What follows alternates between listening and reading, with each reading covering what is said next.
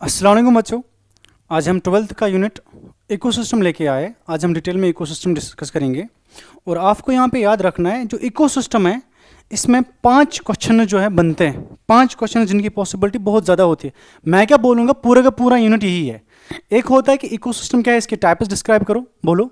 दूसरा होता है प्रोडक्टिविटी और इसके टाइप्स और फैक्टर कौन कौन से प्रोडक्टिविटी को इफेक्ट करते हैं। 5 मार्क्स का सवाल आता है। डिकम्पोजिशन और इसकी पूरी प्रोसेस, ये भी 5 नंबर का सवाल आता है। फूड वेब, फूड चेन आता है और लास्ट वाला टॉपिक आता है इकोलॉजिकल पायरामिड। मैं आपको पूरा यूनिट डिटेल में डिस्कस कराऊंगा और साथ साथ में ये 5 क्वेश्चन जहाँ जहाँ पे आएंगे वो भी हम डिस्कस करेंगे।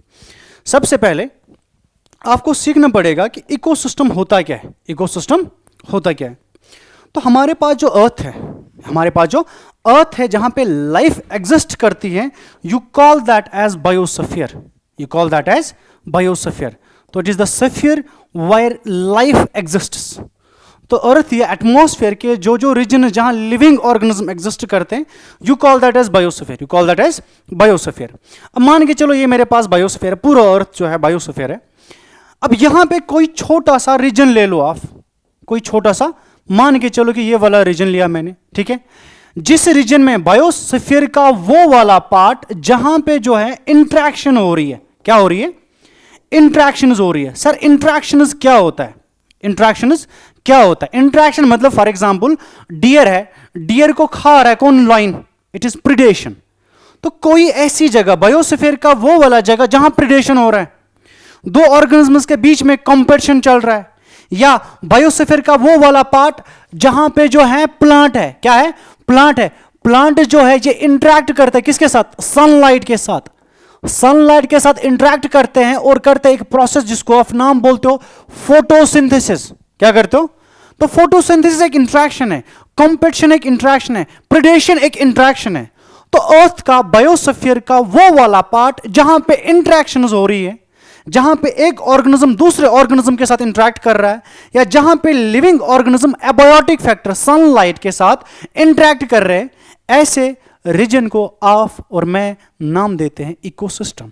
तो ecosystem it is the place, it is the place, it is the place, याद रखना, it is the place, it is the place, एक जगह है, बायोस्फीयर का एक रीजन है, इट इज द रीजन और प्लेस वायर इंट्रैक्शंस ऑकर, जहां पे क्या होती है? इंट्रैक्शंस होती है। इंट्रैक्शन मैंने आपको समझा दिया। इंट्रैक्शन जो है वो हो सकती है बायोटिक फैक्टर लिविंग ऑर्गेनिज्म की लिविंग ऑर्गेनिज्म के साथ, या वो हो सकती है लिविंग ऑर्गेनिज्म की दूसरे एबायोटिक फैक्टर के साथ, ठीक है। तो वो वाली जगह अर्थ के या बायोस्फीयर के वो वाली जगह जहां पे इंट्रैक्शंस हो रही है, you call that as ecosystem. तो एनसीईआरटी इसको डिफाइन ऐसे करती है, ये एक सेल्फ रेगुलेटिंग पार्ट है, ये एक सेल्फ सस्टेनिंग पार्ट है। कैसा पार्ट है? स्ट्रक्चरल पार्ट है। स्ट्रक्चरल पार्ट ऑफ बायोस्फीयर है, मतलब बायोस्फीयर का कोई स्ट्रक्चर है, कोई रीजन है, या फंक्शनल पार्ट ऑफ बायोस्फीयर है। बायोस्फीयर का वो वाला रीजन है जहां फंक्शंस होती है। फंक्शन मतलब इंटरेक्शंस हो रही है, ठीक है। किन किन के बीच में? Between community of interacting organisms and their physical environment, जहां पे इंटरेक्शन होती है ऑर्गेनिजम्स को आपस में और उनके इन्वायरमेंट के साथ। ऐसी जगह को आप नाम देते हो इकोसिस्टम। अब बात समझना, अब इकोसिस्टम एक जगह है जहां पे कुछ काम हो रहा है, जहां पे कोई इंटरेक्शन हो रही है। क्या हो रही है? इंटरेक्शन हो रही है। जो पूरा अर्थ है ना, पूरा ग्लोब, पूरा बायोस्फीयर, पूरे बायोस्फीयर को एनसीईआरटी बोलती है, इस पूरे बायोस्फीयर को एनसीईआरटी बोलते हैं ग्लोबल इकोसिस्टम। क्या बोलते हैं? Global ecosystem. तो याद रखो, पूरे बायोस्फीयर को बोला जाता है ग्लोबल इकोसिस्टम। ग्लोबल इकोसिस्टम, ठीक है। पूरे ग्लोब को, पूरे बायोस्फीयर को नाम बोलते हैं ग्लोबल इकोसिस्टम। अब मैं बोल रहा हूं, अगर मैं इसको कंसीडर कर रहा हूं ग्लोबल इकोसिस्टम, ये ज्यादा बड़ा है, it is so big and it is so complex कि हम इसको एक सिंगल पीरियड ऑफ टाइम पे स्टडी नहीं कर सकते इस ग्लोबल इकोसिस्टम को। इसीलिए इकोलॉजिस्ट्स ने क्या किया, इन्होंने बोला जो ये बड़ा, इतना बड़ा ग्लोबल इकोसिस्टम है, हम इसको क्या करते हैं? हम इसको डिवाइड करते हैं। हम इसको, क्योंकि it is too big and it is too complex to be studied at one time, therefore we divide this whole global ecosystem, whole biosphere, into 2 types of ecosystem. First one is called as aquatic ecosystems, aquatic ecosystems. और aquatic ecosystems वो ecosystems होते हैं जो water based होते हैं। Aquatic ecosystems कौन होते हैं? Water based ecosystem. वो रीजन्स जहां पे पानी है, वाटर बेस्ड इकोसिस्टम्स, और दूसरा इन्होंने इकोसिस्टम को, इसी ग्लोबल इकोसिस्टम को डिवाइड किया है टेरेस्ट्रियल इकोसिस्टम। टेरेस्ट्रियल इकोसिस्टम होते हैं land based ecosystem, terrestrial ecosystem होते हैं land based ecosystem, land based ecosystem, land based ecosystem. और ये क्लासिफिकेशन हमने इसलिए की क्योंकि जो ग्लोबल इकोसिस्टम था it was so big and complex कि हम इसको एक ही टाइम पे, सिंगल टाइम पे स्टडी नहीं कर पाते, इसलिए मैंने इसको फर्दर डिवाइड किया। एक को नाम बोला एक्वाटिक इकोसिस्टम और दूसरे को मैंने नाम दिया टेरेस्ट्रियल इकोसिस्टम। एक्वाटिक इकोसिस्टम होते हैं water based ecosystem, terrestrial ecosystem होते हैं लैंड बेस्ड इकोसिस्टम। फर्दर जो मेरे पास एक्वाटिक इकोसिस्टम है इनको मैंने डिवाइड किया फ्रेश वाटर इकोसिस्टम में, फ्रेश वाटर इकोसिस्टम में, और जो मेरे पास यही एक्वाटिक इकोसिस्टम है, इसके दूसरे टाइप्स होते हैं marine ecosystems, marine ecosystems. Fresh water ecosystems वो वाले इकोसिस्टम्स होते हैं जहां फ्रेश वाटर है। फ्रेश वाटर वो होता है जिसमें साल्ट की कंसंट्रेशन जो है कम है। फॉर एग्जांपल मेरे पास है रिवर्स, रिवर्स एक एग्जांपल है किसका, फ्रेश इकोसिस्टम का। मेरे पास है स्ट्रीम्स है मेरे पास, ठीक है, ये एग्जांपल है फ्रेश इकोसिस्टम का। मेरे पास पॉन्ड्स है, वेटलैंड्स है, ये सारे जो सारे हैं, ये सारे के सारे जो है they are the example of fresh water ecosystem, wetlands, ठीक है, they are the examples of fresh water ecosystem. दूसरे होते हैं मैरीन इकोसिस्टम, ये सबसे बड़े इकोसिस्टम्स होते हैं, they are the largest ecosystem present on the earth surface. इसमें एग्जांपल आएगा आपको ओशंस आएगा, ठीक है, ओशंस आएगा, लेग्यून्स आएगा, ठीक है, या एस्चरीज आएगा, एस्चरीज आएगा, वो इसके एग्जांपल्स होते हैं मैरीन इकोसिस्टम के, मैरीन इकोसिस्टम के, आपको याद रखना है। इनमें मैरीन इकोसिस्टम वो होते हैं जहां पे सॉल्ट वाटर प्रेजेंट हो, ठीक है। दूसरे होते हैं टेरेस्ट्रियल इकोसिस्टम। टेरेस्ट्रियल इकोसिस्टम आपको पता है लैंड बेस्ड इकोसिस्टम्स होते हैं। इसमें आपको एग्जांपल आएगा फॉरेस्ट है हमारे पास, जंगल शंगल, या कोई ग्रास लैंड है, ठीक है, ग्रास लैंड है, ये आपके पास क्या होते हैं, ये आपके पास होते हैं टेरेस्ट्रियल वाले इकोसिस्टम्स होते हैं। सबसे बड़े माने जाते हैं, सबसे बड़े कंसिडर किए जाते हैं ये मैरीन इकोसिस्टम्स होते हैं, दैट इज ओशंस होते हैं, सबसे लार्जेस्ट इकोसिस्टम। और ये क्लासिफिकेशन हमने इसलिए की क्योंकि ग्लोबल इकोसिस्टम, पूरी ग्लोब के इकोसिस्टम को हम at a single time study नहीं कर सकते थे क्योंकि वो ज्यादा बड़ा था और कॉम्प्लेक्स था एक ही टाइम पे स्टडी करना। अब ये होते हैं, इन सबको नाम बोलते हैं नेचुरल इकोसिस्टम्स। बच्चा ये चीज आप याद रखना, these are the types of ecosystem. और एक टाइप का इकोसिस्टम होता है हमारे पास, और एक टाइप का इकोसिस्टम होता है हमारे पास, उस इकोसिस्टम को हम नाम बोलते हैं मैन मेड इकोसिस्टम। क्या नाम बोलते हैं, मैन मेड इकोसिस्टम, या उसको नाम बोलते हैं एंथ्रोपोजेनिक इकोसिस्टम, एंथ्रोपोजेनिक, एंथ्रोपोजेनिक, या इसको नाम बोलते हैं man made ecosystem, man made ecosystem. ये वो इकोसिस्टम्स होते हैं, वो जगहें होते हैं जहां इंटरेक्शन होती है, लेकिन इन जगहों को कंस्ट्रक्ट जो है, इन जगहों को कंस्ट्रक्ट किया किसने, इंसान ने। इकोसिस्टम एक जगह है जहां पे इंटरेक्शंस हो रही है। अब ये वो जगह हैं जिनको कंस्ट्रक्ट किसने किया, ह्यूमंस ने कंस्ट्रक्ट किया। तो याद रखना anthropogenic ecosystems are those ecosystems which are constructed by, which are constructed by humans, which are constructed by humans. जैसे कि मैं आपको एग्जांपल दूं, सिंपल सा एग्जांपल दूं, ठीक है, क्रॉप फील्ड्स, हम खेती करते हैं, हम खेती करते हैं, वो जो हम फॉर एग्जांपल राइस फील्ड है मेरे पास, राइस फील्ड लगाया किसने, वो हमने वहां पे उसकी कल्टीवेशन की, तो वो एक मैन मेड इकोसिस्टम हो गया, ठीक है।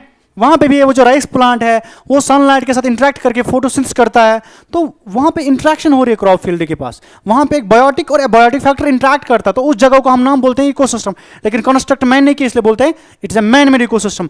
ऐसी एक्वेरियम्स है, ठीक है, जिनमें आप फिशेस को रखते हो, या आप मान के चलो जू है, बॉटनिकल गार्डन्स है, या हम बोलेंगे शॉर्ट में पूरे एग्रीकल्चर जो है, एग्रीकल्चर जो है यह भी एक इकोसिस्टम है जिसको कंस्ट्रक्ट किया ह्यूमन ने। लेकिन एग्रीकल्चर में आपको याद रखना है यह होता है लार्जेस्ट टाइप ऑफ इकोसिस्टम। क्या होता है, largest type of man made ecosystem, largest type of man made ecosystem, man made ecosystem. यह चीज भी आपको याद रखना है। फिर एक बात है जो आपको एंथ्रोपोजेनिक या मैन मेड इकोसिस्टम में याद रखनी है, वो ये याद रखनी है मैन मेड इकोसिस्टम्स में प्रोडक्टिविटी, जो प्रोडक्शन होती है वो बहुत हाई होती है। जैसे कि अगर हम कोई खेती करते हैं, हम इसलिए करते हैं ना, हम वहां पे अच्छी वेराइटीज को यूज करते हैं ताकि वहां की प्रोडक्शन जो है ज्यादा से ज्यादा हो, जैसे कि राइस की कल्टीवेशन करते हैं, वीट की, मेज की कल्टीवेशन करते हैं, वो हम इसलिए करते हैं वहां प्रोडक्शन क्या हो, ज्यादा हो, प्रोडक्टिविटी हाई हो। तो मैन मेड इकोसिस्टम की एक सिग्निफिकेंस है, इधर प्रोडक्टिविटी क्या होती है, हाई होती है, लेकिन इधर डाइवर्सिटी बहुत कम होती है। डाइवर्सिटी मतलब वैरायटी ऑफ ऑर्गेनिजम्स। जब भी मैं खेती करता हूं, मैं तो या राइस की करता हूं तो मेज की करता हूं, मैं 10-20 वैरायटी को मिला के नहीं करता हूं, तो वहां क्या होती है, सिंगल वैरायटी होती है। दैट मीन्स डाइवर्सिटी क्या होती है मैन मेड इकोसिस्टम्स की, कम होती है। कंपेयर टू नेचुरल इकोसिस्टम में डाइवर्सिटी क्या होती है, ज्यादा होती है, और प्रोडक्टिविटी क्या होती है, कम होती है compare to man made ecosystem. तो याद रखना, इनमें जो है प्रोडक्टिविटी होती है हाई, प्रोडक्टिविटी होती है हाई, प्रोडक्टिविटी होगी हाई, लेकिन जो डाइवर्सिटी होगी, डाइवर्सिटी जो होगी वो यहां पे लो होगी। ये भी आपको याद रखना मैन मेड इकोसिस्टम। तो these are the ecosystem types, these are the ecosystem types. Next,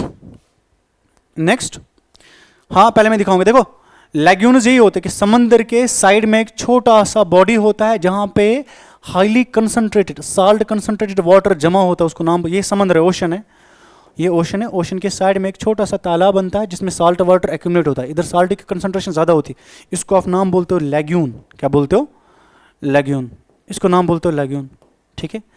ये जो है these are wetlands, this is pond, simple सा शैलो वाटर बॉडी जहां पानी एक्यूमुलेट हुआ है उसको आप नाम बोलते हो पॉन्ड, दिस इज पॉन्ड, छोटा सा वाटर बॉडी। ये जो होता है ये वेटलैंड होता है, ये वो जमीन होती है जहां पे ऑलमोस्ट पूरा साल जो है पानी ही रहता है, this are called as wetlands, ठीक है। एस्चुरीज बचा, मैरीन इकोसिस्टम का टाइप है, ये वो होता है जहां पे समंदर, ओशन का पानी और रिवर का पानी यहां से आएगा, रिवर और ओशन का पानी आपस में क्या होगा, मिलेगा, ठीक है, इसको नाम बोलते हैं एस्चुरीज। और यहीं पे होता है brackish water, intermediate salt concentration water वाला प्रेजेंट होता है यहाँ पे। और ये होता है कोरल रीफ्स, ये समंदर का वो वाला, ओशन का वो वाला, सी का वो वाला पार्ट होता है जहाँ पे बिल्कुल बहुत ज़्यादा हाई डाइवर्सिटी होती है, बायोडाइवर्सिटी रिच होता है ये वाला रीजन, इनको नाम बोलते हैं कोरल रीफ्स। क्या बोलते हैं, कोरल रीफ्स। ये चीज़ भी आप यहीं पे याद रखना, ठीक है। This is just general introduction about this types of ecosystem. तो ये सारी जगह है, यहाँ पे कोई ना कोई इंट्रैक्शन हो रहा है, यहाँ पे भी कोई ना कोई इंट्रैक्शन हो रहा है, यहाँ पे भी कोई ना कोई इंट्रैक्शन हो रहा है, इस जगह पे, इस जगह, इन सब जगहों पे कोई ना कोई इंट्रैक्शन हो रहा है, चाहे बायोटिक के साथ या बायोटिक के साथ, इन जगहों को आप नाम देते हो इकोसिस्टम। अब इसके बाद याद रखो, जो मेरे पास इकोसिस्टम है, ध्यान देना, जो मेरे पास इकोसिस्टम है इसमें हमने दो चीजें पढ़नी है। एक होता है इसके स्ट्रक्चरल कंपोनेंट्स, दूसरा होता है इसके फंक्शनल कंपोनेंट्स। एक होता है स्ट्रक्चरल कंपोनेंट्स, दूसरा होता है फंक्शनल कंपोनेंट्स, ठीक है। पहले मैं आपको इसके स्ट्रक्चरल कंपोनेंट्स पढ़ाऊंगा, उसके बाद मैं आपको इसके फंक्शनल कंपोनेंट्स पढ़ाऊंगा। आप बोलोगे सर स्ट्रक्चरल कंपोनेंट्स होते क्या है, स्ट्रक्चरल कंपोनेंट्स होते क्या है? बहुत आसान है बच्चा, कि इकोसिस्टम का स्ट्रक्चर किससे बना है, क्या क्या चीज है जो इकोसिस्टम को बनाता है, उनको बोलेंगे स्ट्रक्चरल कंपोनेंट्स। दूसरा होता है फंक्शनल कंपोनेंट्स। क्या होता है? Functional components. Functional component simply mean कि क्या क्या फंक्शंस होती है इकोसिस्टम में, functional components. Functional components mean इस इकोसिस्टम में, इस जगह पे काम क्या क्या हो रहा है। It is very very simple, बहुत ज्यादा सिंपल है कि इकोसिस्टम का स्ट्रक्चर किन चीजों का बना है, उसको बोलते हैं स्ट्रक्चरल कंपोनेंट्स ऑफ इकोसिस्टम। दूसरा होता है फंक्शनल कंपोनेंट्स ऑफ इकोसिस्टम, वो होता है कि इकोसिस्टम में फंक्शनिंग क्या क्या हो रही है। अगर मैं बात करूं स्ट्रक्चरल कंपोनेंट्स की, अगर मैं बात करूं स्ट्रक्चरल कंपोनेंट्स की, कॉमन सेंस है, ये जो स्ट्रक्चर होता है ना इकोसिस्टम का, ये बनाया होता है किन्होंने? बायोटिक फैक्टर्स ने। किन्होंने? बायोटिक फैक्टर्स ने। बायोटिक फैक्टर्स मतलब लिविंग ऑर्गेनिज्म। लिविंग ऑर्गेनिज्म, जैसे कि अगर मैं लिविंग ऑर्गेनिज्म का एग्जांपल बताऊं, यहां पे होते हैं प्रोड्यूसर्स, होते हैं प्रोड्यूसर्स, होते हैं इस जगह पे रहने वाले, ठीक है। दूसरे यहां पे जो है हर्बीवोर्स होंगे, हर्बीवोर्स होंगे, वो भी पार्ट ऑफ इकोसिस्टम होंगे। थर्ड यहां पे कार्निवोर्स होंगे, कार्निवोर्स होंगे। फोर्थ यहां पे डिकम्पोजर्स होंगे। क्या होंगे? डिकम्पोजर्स। ये जो सारे ऑर्गेनिज्म्स हैं, they are called as biotic components, they are forming part of ecosystem, they are forming structure of ecosystem. Biotic factors के अलावा यहां पे और भी फैक्टर्स होते हैं जिनको आप नाम बोलते हैं एबायोटिक फैक्टर्स। क्या बोलते हो? Abiotic factors. एबायोटिक फैक्टर्स वो वाले फैक्टर्स होते हैं जो नॉन लिविंग फैक्टर्स होते हैं, जो इकोसिस्टम को बनाते हैं। जैसे कि पहले मैं बोलूंगा ना सॉइल, लैंड, जमीन जो इकोसिस्टम को बना रहा है, ठीक है। मैं बोलूंगा ना यहां पे दूसरे factor climatic factors like light है, टेम्परेचर है, ठीक है, लाइट है, टेम्परेचर है, विंड है, ह्यूमिडिटी है, etcetera. What are they? They are abiotic factors that are forming the structure of ecosystem. ऐसे ही थर्ड जो है वो है टोपोग्राफी। टोपोग्राफी का मतलब जो है इट इज शेप जो होगा, इस लैंड की शेप कैसी होगी, शेप ऑफ लैंड। ये लैंड जो है कैसा होगा, प्लेन एरिया होगा, स्लोपी होगा, रिजिड होगा, कैसा होगा, you call that as topography. तो ये दो फैक्टर्स, एक तो बायोटिक लिविंग ऑर्गेनिज्म, दूसरा एबायोटिक फैक्टर। एबायोटिक यही soil, land, water, temperature, humidity, ये एबायोटिक फैक्टर्स। और साथ में बायोटिक फैक्टर जो है ये बनाते हैं स्ट्रक्चर ऑफ इकोसिस्टम। और क्या बायोटिक फैक्टर और कौन सा एबायोटिक फैक्टर किसी पर्टिकुलर जगह पे होगा, ठीक है, वो एक कैरेक्टरिस्टिक फीचर होता है एक इकोसिस्टम का। जैसे कि रिवर, रिवर एक इकोसिस्टम है, उसमें जो एबायोटिक फैक्टर क्या है, पानी है, वाटर है, ठीक है। बायोटिक फैक्टर कैसे होते हैं, फिशेस होते हैं। अब फॉरेस्ट को ले लो, वहां पे जो एबायोटिक फैक्टर्स होते हैं, ठीक है, वो आप ले लो, उधर का सॉइल, उधर का स्लोप एरिया कैसा क्या होगा, उधर के लिविंग ऑर्गेनिजम्स वो भी डिफरेंट होंगे कंपेयर टू रिवर। तो ये जो बायोटिक और एबायोटिक फैक्टर की कंपोजिशन होती है, ये एक इकोसिस्टम का क्या होता है, एक कैरेक्टरिस्टिक फीचर होता है, ठीक है, ये वैरी करता है। दूसरा होता है यही है खाली बायोटिक फैक्टर्स, इतना ही, इस पे कोई सवाल नहीं आएगा। सवाल आएंगे आपको किन पे, फंक्शनल कंपोनेंट्स पे। तो इन चीजों ने मिल के बनाया स्ट्रक्चर ऑफ इकोसिस्टम। अब दूसरा है फंक्शनल कंपोनेंट्स। देखो फंक्शनल कंपोनेंट्स क्या होते हैं, पहली चीज आपको ये याद रखनी है, जो स्ट्रक्चरल कंपोनेंट्स होते हैं, जो स्ट्रक्चरल कंपोनेंट्स होते हैं, यही स्ट्रक्चरल कंपोनेंट्स साथ में मिलके काम करते हैं। Structural components work as a unit, work as a unit, work as a unit to bring functioning, to bring functioning,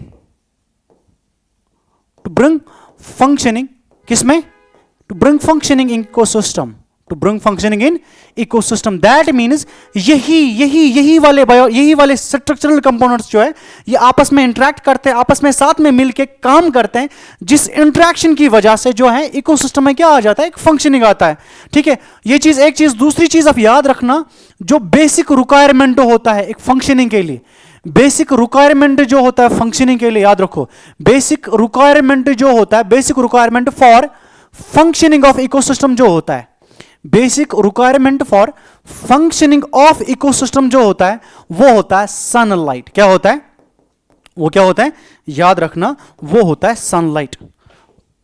constant input of solar radiation, constant input of solar radiation. तो sunlight जो है ये जरूरी है, ये जरूरी है। पूरा इकोसिस्टम में जो फंक्शनिंग होगी, चाहे आप मान के चलो प्रेडेशन, चाहे मान के चलो कंपटीशन, चाहे मान के चलो पैरासिटिज्म, चाहे मान के चलो फोटोसिंथेसिस, या कोई भी प्रोसेस आप मान के चलो बच्चा, उन सब प्रोसेस के लिए क्या जरूरी है, सोलर रेडिएशन। सन नहीं होगा ना कुछ नहीं होगा, ये आपको मैं आगे समझा दूंगा, ठीक है, ये आगे मैं आपको समझा दूंगा। तो सनलाइट जो है ये बहुत जरूरी होती है एक इकोसिस्टम के काम के लिए, आगे आपको खुद पता चलेगा ये चीज। तो दो चीजें मैंने बोली, स्ट्रक्चरल कंपोनेंट साथ में मिलके जो है फंक्शनिंग कराते हैं इकोसिस्टम में, और फंक्शनिंग के लिए सबसे बेसिक रिक्वायरमेंट जो है वो सनलाइट का कांस्टेंट इनपुट होना चाहिए, रोज सनलाइट आनी चाहिए अर्थ पे। और थर्ड चीज जो ये प्रोडक्टिविटी होती है, जो प्रोडक्टिविटी होती है, सॉरी फंक्शनिंग जो होती है, इसमें चार किस्म की फंक्शनिंग होगी। पहला फंक्शनिंग जो इकोसिस्टम में होगा वो होगी प्रोडक्टिविटी। क्या होगी, प्रोडक्टिविटी, हमने डिटेल में पढ़ना है। दूसरी जो फंक्शनिंग होगी इकोसिस्टम की, उसको हम नाम बोलते हैं डिकम्पोजिशन। क्या बोलते हैं, डिकम्पोजिशन। और तीसरा जो फंक्शनिंग होगा इकोसिस्टम में वो होगा एनर्जी फ्लो। क्या होगा, एनर्जी फ्लो। और फोर्थ जो होता है वो होता है न्यूट्रिएंट साइकिलिंग। क्या होता है, लेकिन हमारे सिलेबस में भी, ठीक है, नीट के सिलेबस में भी, बोर्ड के सिलेबस में भी तीन ही है, प्रोडक्टिविटी, डिकम्पोजिशन है, एनर्जी फ्लो। यही फंक्शनिंग होती है कहां पे, एक इकोसिस्टम में, ठीक है। और हमने यही तीन पढ़ने, और इन तीनों पे 5-5 नंबर के सवाल आते हैं। इस पे भी 5 नंबर का, इस पे भी 5 नंबर का, इस पे भी 5 नंबर का सवाल आता है, और इससे फिर 2-2, 3-3 नंबर के भी सवाल बनते हैं। हम इन्हीं तीन को डिस्कस करेंगे और इस यूनिट को खत्म करेंगे। तो मैं सीधे इनसे ही स्टार्ट करता, लेकिन एटलीस्ट आपको पता होना चाहिए कि लाइक पढ़ क्या रहे, चीज़ें क्या होती है। अब आपके लिए चीज़ें आसान हो गई। तो पहले हम उठाएंगे क्या, प्रोडक्टिविटी। सबसे पहला वाला टॉपिक जो होगा it will be productivity. It will be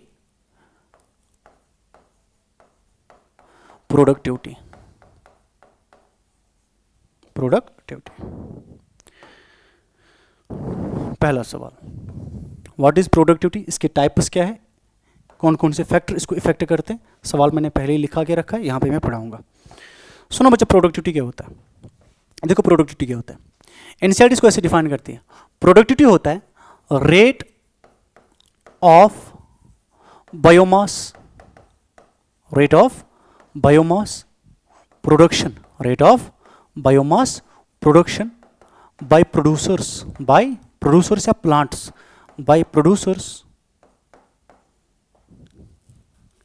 bye producers, ठीक है, per unit area, per unit किसी पर्टिकुलर एरिया में, per unit area in a given time, in a given time, in a given time. देखो उसका क्या मतलब है, मेरे पास एक जगह है, मेरे पास एक जगह है, ध्यान देना, मेरे पास एक जगह है, ठीक है, यहाँ पे प्लांट्स रह रहे, यहाँ पे प्लांट्स रह रहे, ठीक है, प्लांट्स मतलब प्रोड्यूसर्स रह रहे, ये प्लांट्स हैं, ये प्लांट्स हैं। मान के चलो इनका वजन जो है वो है x ग्राम, कितना है, x ग्राम इनका वजन है। ध्यान देना, ये प्लांट्स यहाँ पे रह रहे। मैं बोलता हूँ 1 साल काम करने के बाद, 1 साल फोटोसिंथेसिस करने के बाद, कितने टाइम में, 1 ईयर में, 1 ईयर इन्होंने फोटोसिंथेसिस किया। क्या किया, फोटोसिंथेसिस किया, ठीक है। जब फोटोसिंथेसिस किया 1 साल के बाद मैंने क्या देखा, मैंने देखा यही प्लांट, यही एरिया, यही है एरिया, यही है, यही एरिया पे ये जो प्लांट्स है इन्होंने अपना बायोमास बढ़ाया है, इन्होंने अपना बायोमास बढ़ाया है। ध्यान देना, इन्होंने अपना बायोमास बढ़ाया है। कितना, इनका बायोमास जो हो गया वो पहले x था, प्लस इन्होंने मान के चलो 50 ग्राम या 500 ग्राम ऐड किया, 500 ग्राम ऐड किया। तो ये जो इन्होंने ऐड किया ना, ये वाला अमाउंट ऑफ बायोमास होता है, बायोमास होता है लिविंग ऑर्गेनिज्म का mass, amount of organic matter, amount of organic living organic matter, कितना इन्होंने अपना biomass organic matter, living organic matter add किया हुआ है।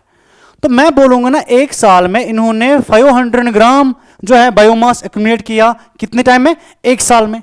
This is called as productivity, this is called as productivity. तो हम प्रोडक्टिविटी सिंपली बोलते हैं कि क्या है, बायोमास प्रोडक्शन क्या है, किनकी, प्रोड्यूसर्स की, किसी पर्टिकुलर एरिया में इन ए गिवन टाइम, किसी पर्टिकुलर टाइम पे। टाइम में मैंने यहाँ पे ये 1 ईयर लिया, मान के चलो ये 1 कनाल जमीन था।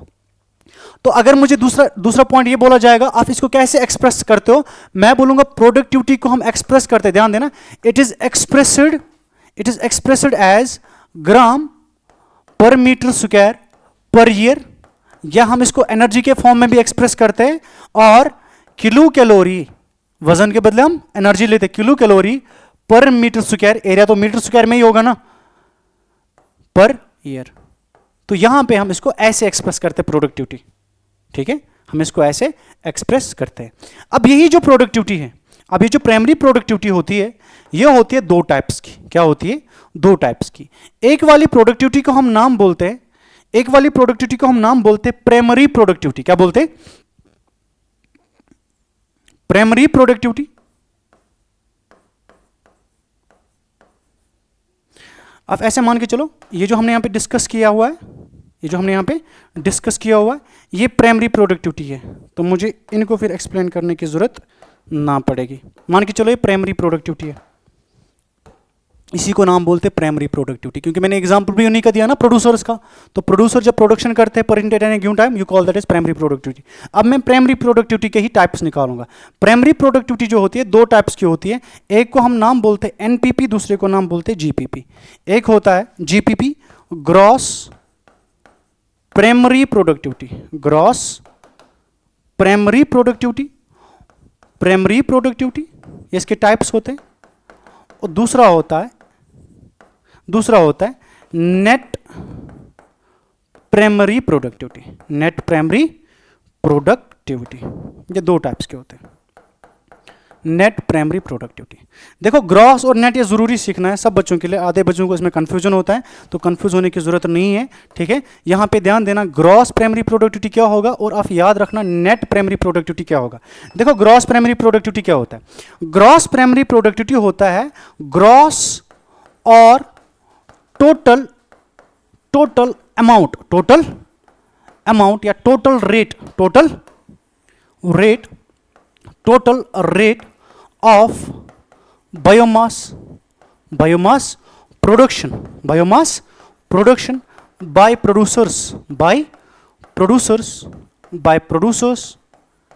by producers per unit area in a given time. सुनो क्या होता है ग्रॉस प्राइमरी प्रोडक्टिविटी क्या होता है?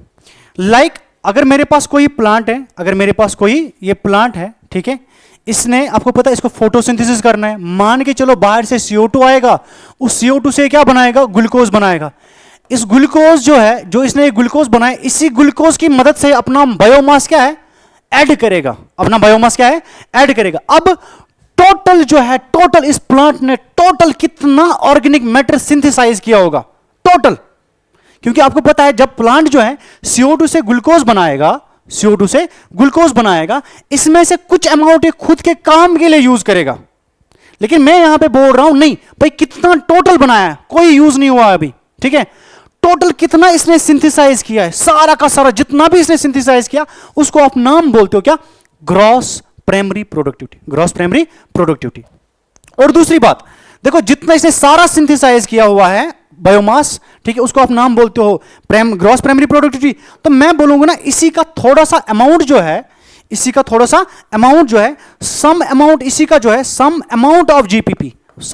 Of GPP is used in respiration. उस अमाउंट को आप नाम बोलते हो, उसको आप नाम बोलते हो रेस्पिरेटरी लॉस। क्या बोलते हो? रेस्पिरेटरी लॉस, ठीक है, उसको हम नाम क्या बोलते हैं? Respiratory loss. पहले समझना, जीपीपी टोटल इन्होंने बनाया कितना टोटल सिंथेसाइज इन्होंने किया, ठीक है, उसको आप नाम बोलते हो जीपीपी। टोटल बायोमास प्रोडक्शन जितना इन्होंने किया होगा, उसको नाम बोलते हो जीपीपी। अब क्योंकि इसी का थोड़ा सा अमाउंट इसने खुद के मेटाबॉलिक एक्टिविटीज में यूज किया होगा, दैट मीन्स जितना इसने सारा सिंथेसाइज किया होगा ना, वो इसके पास सारा भी मौजूद नहीं होगा, उसमें से कुछ अमाउंट इसने अपने मेटाबॉलिक एक्टिविटीज के लिए यूज किया होगा। ऐसे भी बोल सकता हूं मैं, जैसे कि एक मजदूर है, वो काम करने के लिए गया, उसने 1000 रुपए कमाया। अब टोटल कितना कमाया उसने, ठीक है, उसको आप नाम बोलते हो ग्रॉस। अब जो इसने कमाया उसमें से थोड़ा सा 200 रुपए वो खुद के खर्चे के लिए यूज करता है, उसको आप मान के चलो क्या? Respiratory loss. अब बचा कितना? जो बचा उसको नाम बोलते हैं नेट प्राइमरी प्रोडक्टिविटी। उसको नाम क्या बोलते हैं? Net primary productivity. तो नेट प्राइमरी प्रोडक्टिविटी बराबर होता है जीपीपी, टोटल सिंथेसाइज कितना किया, माइनस रेस्पिरेटरी लॉस, वो बराबर होता है नेट प्राइमरी प्रोडक्टिविटी के। या हम ये बोल सकते हैं it is the available amount,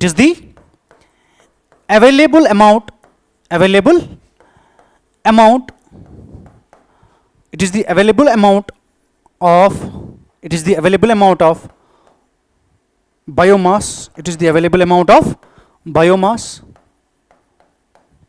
for consumption to heterotrophs, herbivores या herbivores। या मैं ऐसे भी लिख सकता हूं, it is the visible part of productivity. ये वो वाला पार्ट है जो विजिबल है, it is visible part of, क्योंकि जीपीपी विजिबल नहीं है। जीपीपी क्या होता है? टोटल इसने कितना बायोमास एक्यूमुलेट किया किसी पर्टिकुलर टाइम पे। जैसे कि यहां पे प्लांट है, इसने खाली 500 ग्राम तो सिंथेसाइज मत किया होगा, इसने इससे ज्यादा किया होगा सिंथेसाइज। लेकिन उस ज्यादा में से मान के चलो इस प्लांट ने, जिसका वजन x ग्राम था, इसने सिंथेसाइज किया होगा मान के चलो 700 ग्राम। लेकिन इस 700 ग्राम में इसने 200 ग्राम जो बायोमास है, जो 200 ग्राम ग्लूकोज है, उसको खुद के मेटाबॉलिक एक्टिविटीज में यूज किया होगा, क्योंकि खुद जिंदा भी रहना है ना, तो खुद के मेटाबॉलिक एक्टिविटीज में 200 यूज किया होगा। और बचा कितना? बचा 500। जो बचा दैट इज एनपीपी। जो टोटल सिंथेसाइज किया that is GPP. I hope कि आपको ये समझ आया होगा। अब तो ये होता है फर्क एनपीपी एंड जीपीपी। जीपीपी होता है सारा बायोमास कितना इसने एक्यूमुलेट किया है during the course of that time, कितना सिंथेसाइज किया, और फिर इसी में से कुछ अमाउंट खुद के मेटाबॉलिक एक्टिविटीज के लिए यूज करता है, जिसको आप नाम बोलते हैं रेस्पिरेटरी लॉस, ठीक है। और जो बचता है उसको नाम बोलते हैं एनपीपी। और यही वाला अवेलेबल अमाउंट होता है किन के लिए, अब इसको गाय जो है हर्बीवोरस हैं वो इस वाले अमाउंट को खाएंगे, वो उनके लिए अवेलेबल जीपीपी नहीं होता, उनके लिए अवेलेबल क्या होता है, एनपीपी अवेलेबल होता है। और ये विजिबल पार्ट होता है, इसको आप विजिबल ये आप देख सकते हो, ठीक है। These are the types of primary productivity, these are the types of primary productivity, ठीक है, ये चीज याद रखना। दूसरा होता है सेकेंडरी प्रोडक्टिविटी। क्या होता है सेकेंडरी प्रोडक्टिविटी, सेकेंडरी प्रोडक्टिविटी ये भी याद रखना, सेकेंडरी प्रोडक्टिविटी क्या होता है, सेकेंडरी प्रोडक्टिविटी। देखो सेकेंडरी प्रोडक्टिविटी क्या होता है, secondary productivity simply means, secondary productivity simply means rate of biomass production, rate of biomass production, rate of biomass production by herbivores, by herbivores, खत्म। अब हर्बीवोरस में क्या है rate of biomass production. For example एक साल में जो है हर्बीवोर है, एक साल में किसी जगह पे, किसी पर्टिकुलर जगह पे एक साल में वो अपना बायोमास कितना बढ़ाता है, ठीक है, उसको आप नाम बोलते हो सेकेंडरी प्रोडक्टिविटी। तो these are the types of productivity. Productivity के दो टाइप्स होते हैं, primary productivity, secondary productivity. Primary productivity होता है rate of production by plants, secondary productivity होता है rate of biomass production by क्या बोलते हैं इनको, एनिमल्स या हर्बीवोर्स, ठीक है। प्राइमरी प्रोडक्टिविटी के दो टाइप होते हैं, जीपीपी एंड एनपीपी। जीपीपी होता है ग्रॉस प्रोडक्शन कितना किया होगा इसने, और उसमें से कुछ अमाउंट लॉस होता है ड्यूरिंग रेस्पिरेशन, और जो बचता है जीपीपी का, जीपीपी माइनस रेस्पिरेटरी लॉस, वो जो बचा हुआ विजिबल पार्ट है जो अवेलेबल होता है हर्बीवोर्स के लिए, उसको आप नाम बोलते हो एनपीपी। फिर एनसीईआरटी बोलती है हमें बताओ what are the factors, what are the factors that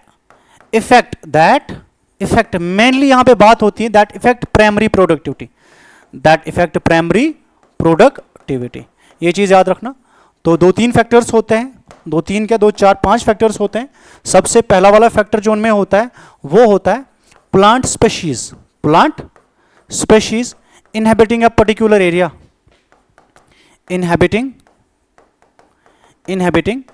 a given area, that means कौन सी प्लांट स्पेशीज, क्योंकि आपको बच्चा याद रखना ये भी चाहिए जो प्लांट स्पेशीज होती है, डिफरेंट प्लांट स्पेशीज में डिफरेंट रेट ऑफ फोटोसिंथेसिस होता है, कुछ में कुछ ज्यादा इफिशिएंट होते हैं, कुछ कम इफिशिएंट होते हैं। तो प्रोडक्शन ज्यादा होगा या कम होगा, ये इस पे भी डिपेंड करता है कि उस जगह पे कौन सी प्लांट स्पेशीज रह रही है, ये इस पे भी जगह डिपेंड करता है। फोटोसिंथेटिक, उस स्पेशीज की फोटोसिंथेटिक कैपेसिटी क्या है, क्योंकि ये बायोमास जो आप जोड़ते हो ना, या फोटोसिंथेसिस की मदद से ही जोड़ते हो, ठीक है। Photosynthetic capacity of plant species, उस पर भी डिपेंड करेगा कि प्रोडक्टिविटी ज्यादा होगी कि कम होगी।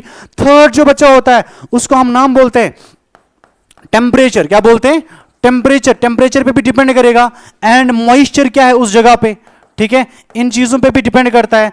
फोर्थ जो है वो होता है सनलाइट, क्या होता है, सनलाइट एंड न्यूट्रिएंट अवेलेबिलिटी क्या है वहां पे उस जगह पे, जितना अच्छे से ऑप्टिमम सनलाइट और ऑप्टिमम न्यूट्रिएंट ज्यादा होंगे, क्या होंगे, ज्यादा होंगे, अवेलेबिलिटी अच्छी खासी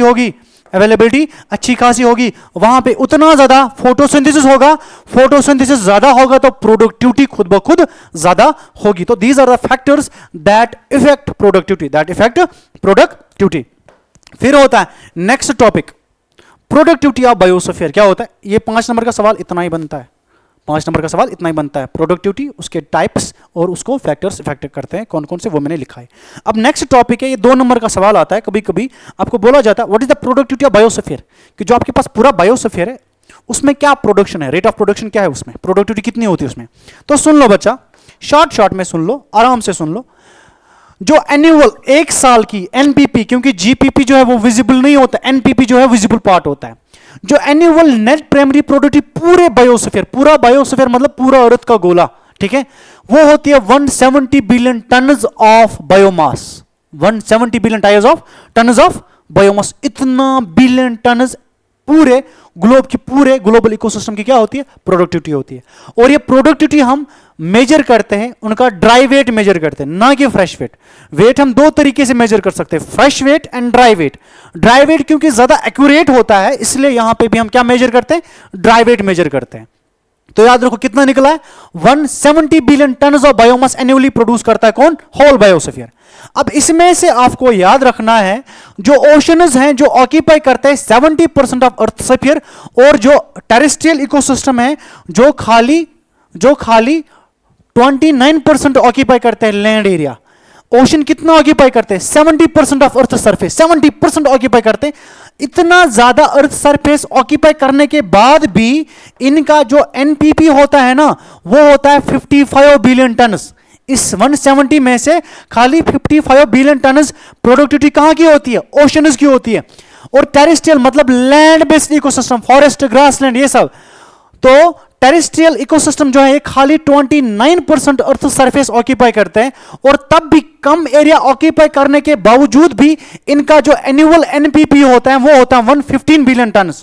तो सवाल दिमाग में आता है भाई, ओशन एक तो ज्यादा ऑक्यूपाई करता है एरिया अर्थ का, एरिया ज्यादा ऑक्यूपाई करने के बावजूद भी इनका एनपीपी क्या है, कम है। और लैंड बेस्ड इकोसिस्टम का कम एरिया ऑक्यूपाई करने के बावजूद भी इनका एनपीपी क्या है, ज्यादा है। इसके खाली दो रीजन है। इधर क्यों कम है, वो इसलिए है, अगर आप एक ओशन देखोगे ना, अगर आप एक ओशन देखोगे, देखना बच्चा क्या होता है, देखो क्या होता है। पहली चीज, जितना आप ओशन में डीप जाओगे सनलाइट अवेलेबिलिटी कम होती है। जब सनलाइट अवेलेबिलिटी कम होगी तो मान के चलो यहां से लेके नीचे फोटोसिंथेसिस होगा ही नहीं। जब फोटोसिंथेसिस होगा ही नहीं तो प्रोडक्टिविटी नहीं होगी। तो जितना आप डीप जा रहे हो ओशन में, सनलाइट अवेलेबिलिटी कम होती है तो फोटोसिंथेसिस कम हो रही है, एक चीज। दूसरा, अब जितने रीजन में लाइट अवेलेबल है उस रीजन को नाम बोलते हैं फोटिक रीजन। क्या बोलते हैं, फोटिक रीजन। फोटिक रीजन जहां जहां लाइट गिरती है ना, जिस एरिया तक, जिस रीजन तक वाटर लाइट सनलाइट अवेलेबिलिटी है, उसको नाम बोलते हैं फोटिक रीजन। फोटिक रीजन में क्या होता है, और एक दिक्कत यह है, यहां पे न्यूट्रिएंट अवेलेबिलिटी भी कम होती है। यहां पे न्यूट्रिएंट अवेलेबिलिटी क्या होती है, कम होती है, क्योंकि जब न्यूट्रिएंट्स आते हैं वो सेटल डाउन होते हैं। क्या होते हैं, सेटल डाउन होते हैं। सेटल डाउन उस रीजन में जाता है जहां लाइट आ जाती नहीं, तो वहां रहने का फायदा क्या, न्यूट्रिएंट्स का। तो इस वजह से जहां पे लाइट जा रही है, जहां प्रोडक्टिविटी होती, उस जगह पे एक तो सनलाइट धीरे धीरे कम होती है, दूसरा वहां पे न्यूट्रिएंट अवेलेबिलिटी भी ज्यादा नहीं है, क्योंकि न्यूट्रिएंट्स क्या होते हैं, सेटल डाउन होते हैं, नीचे जाते हैं। तो ओशन में प्रोडक्टिविटी कम क्यों होती है, दो ही रीजन है। एक तो with increasing depth sunlight availability decreases, and दूसरा जिस रीजन में आप सनलाइट है वहां न्यूट्रिएंट्स की अवेलेबिलिटी कम होती है। तो less nutrient availability in photic region and less sunlight availability with increasing depth, ये दो रीजन होते हैं कि यहां पे प्रोडक्टिविटी क्यों कम है।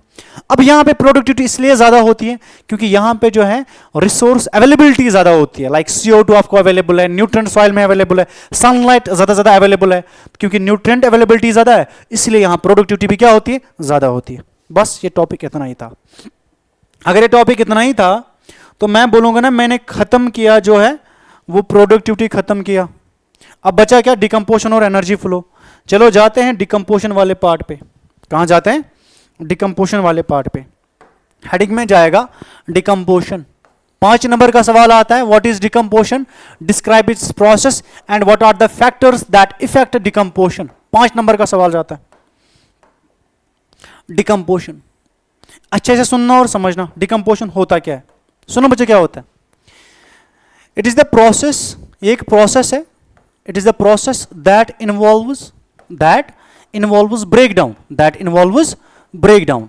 इसमें क्या होता है, ब्रेकडाउन होता है। That involves breakdown of detritus, that involves breakdown of detritus, that involves breakdown of detritus, that involves breakdown of detritus into inorganic substances, into inorganic substances, inorganic substances. देखो उसका मतलब क्या है, उसका ये मतलब है मेरे पास डेट्रिटस है। क्या है, डेट्रिटस है। ये देखो मेरे पास मान के चलो डेट्रिटस है। आप बोलोगे सर ये डेट्रिटस होता क्या है, डेट्रिटस होता है, it is the raw material for decomposition. ये क्या होता है, ये होता है रॉ मटेरियल। किसके लिए, रॉ मटेरियल होता है किसके लिए, फॉर डिकम्पोजिशन। आप बोलोगे सर उसका क्या मतलब है, भाई डेट्रिटस वो है जिसकी डिकम्पोजिशन होती है। और होता क्या है, होता है सिंपली होता है, it is the dead plant, it is the dead organic matter, dead organic matter. Dead organic matter. Sir dead organic matter क्या होता है? देखो हम भी लिविंग मैटर है, हम भी ऑर्गेनिक मैटर है, ऑर्गेनिक मॉलिक्यूल उसके बने हैं, लेकिन हम लिविंग है इसलिए हमें बोला जाता है living organic matter. Biomass, biomass means living organic matter मेरा। लेकिन जब एक ऑर्गेनिज्म मर जाता है ना, वो क्या बनता है? डेड। तो डेड ऑर्गेनिक मैटर को आप नाम बोलते हो डेट्रिटस। तो मैं बोलूंगा ना for example dead organic matter like death plant, dead plant, dead plant और एनिमल, एक मरा हुआ प्लांट या मरा हुआ एनिमल, और फॉलन लीव्स, फॉलन कोई पत्ता जो गिरा वो पहले लिविंग ऑर्गेनिक मैटर था, गिरने के बाद डेड लिविंग ऑर्गेनिक मैटर है। डेड लीव्स और फ्लावर्स, और फ्लावर्स, ये सब जो है, ये सब जो है ये होते हैं डेट्रिटस। क्या होते हैं? तो सिंपली डेट्रिटस होता है क्या? Dead organic matter, organic matter लेकिन डेड, मरा हुआ प्लांट, मरा हुआ पत्ता, गिरा हुआ पत्ता, मरा हुआ एनिमल, इन सब को आप नाम बोलते हो डेट्रिटस। अब इस डेट्रिटस क्या क्या होता है, ध्यान देना, इस डेट्रिटस को हम finally with the help of enzymes and organisms इसको हम तोड़ते हैं इनऑर्गेनिक सब्सटेंसेस में। किन में तोड़ते हैं? इनऑर्गेनिक सब्सटेंसेस में। इनऑर्गेनिक सब्सटेंसेस होते हैं जैसे कि, इनऑर्गेनिक सब्सटेंसेस होते हैं जैसे कि, इसको हम फाइनली जो है तोड़ते हैं किस में? इसको हम तोड़ते हैं वाटर में, इसको हम तोड़ते हैं CO2 में, ठीक है, एंड मिनरल्स में तोड़ते हैं, एंड मिनरल्स में तोड़ते हैं, ठीक है। ऐसी प्रोसेस को आप नाम बोलते हो क्या? डिकम्पोशन। तो डिकम्पोशन क्या होता है? डेट्रिटस का ब्रेक डाउन करना किन में? इनऑर्गेनिक सब्सटेंसेस में। और जो ऑर्गेनिजम्स करते हैं उनको नाम बोलते हैं डेट्रीवोर्स। क्या बोलते हैं? डेट्रीवोर्स। दूसरी बात, इस डिकम्पोशन में जो स्टेप्स होते हैं, क्या होते हैं? स्टेप्स होते हैं। डिकम्पोशन के जो स्टेप्स होते हैं उनमें से सबसे पहला वाला स्टेप क्या होता है? उसको नाम बोलते हैं फ्रेगमेंटेशन। पूरी प्रोसेस पढ़ा रहा हूं। डिकम्पोशन के स्टेप्स क्या है? पहला प्रोसेस जो है उसको नाम बोलते हो फ्रेगमेंटेशन, ठीक है। दूसरा प्रोसेस जो है उसको नाम बोलते हो लीचिंग। क्या बोलते हो? लीचिंग। तीसरा प्रोसेस जो है उसको हम नाम बोलते हैं, तीसरे प्रोसेस को नाम बोलते हैं कैटाबॉलिज्म। क्या बोलते हैं? कैटाबॉलिज्म। और कैटाबॉलिज्म जो है इसके दो टाइप्स होते हैं, इसके दो टाइप्स हैं। ए वाले टाइप को नाम बोलते हैं ह्यूमिफिकेशन, ए वाले टाइप को नाम बोलते हैं ह्यूमिफिकेशन, और दूसरे वाले टाइप को नाम बोलते हैं मिनरलाइजेशन। क्या बोलते हैं? मिनरलाइजेशन। ये 5 स्टेप्स होते हैं जो साइमल्टेनियसली होते हैं किस पे? डेट्रिटस पे, डेड ऑर्गेनिज्म पे। क्या होते हैं? 5 step, they occur simultaneously on detritus. और ये 5 स्टेप होने के बाद फाइनली जो है डेट्रिटस जो है वो कन्वर्ट होता है किसमें? इनऑर्गेनिक सब्सटेंसेस में। और यही 5 स्टेप्स मेरे को आपको डिटेल में पढ़ाना है। क्या पढ़ाना है? डिटेल में पढ़ाना है। तो डिटेल में पढ़ाने के लिए अगर मुझे डिकम्पोशन डिटेल में पढ़ाना है तो मुझे पहले क्या लेना पड़ेगा? मुझे आपको सिखाना पड़ेगा कि कैसे होता है। सबसे पहले मुझे लेना होगा ना डेट्रिटस। तो मैं लूंगा डेट्रिटस। मान के चलो डेट्रिटस एक पत्ता है, एक गिरा हुआ पत्ता, ये भी क्या है? डेट्रिटस है। तो मैं बोलूंगा सबसे पहले मेरे पास क्या है? डेट्रिटस है। ये डेट्रिटस है। सबसे पहला प्रोसेस जो डेट्रिटस में होता है, you call that as fragmentation, you call that as fragmentation. ध्यान देना, उसको हम नाम बोलते हैं फ्रेगमेंटेशन। क्या बोलते हैं? फ्रेगमेंटेशन। तो फर्स्ट स्टेप जो होता है, फर्स्ट स्टेप जो होता है we call that as fragmentation. पहला स्टेप जो होता है डेट्रिटस के ऊपर होता है उसको हम नाम बोलते हैं फ्रेगमेंटेशन। फ्रेगमेंटेशन।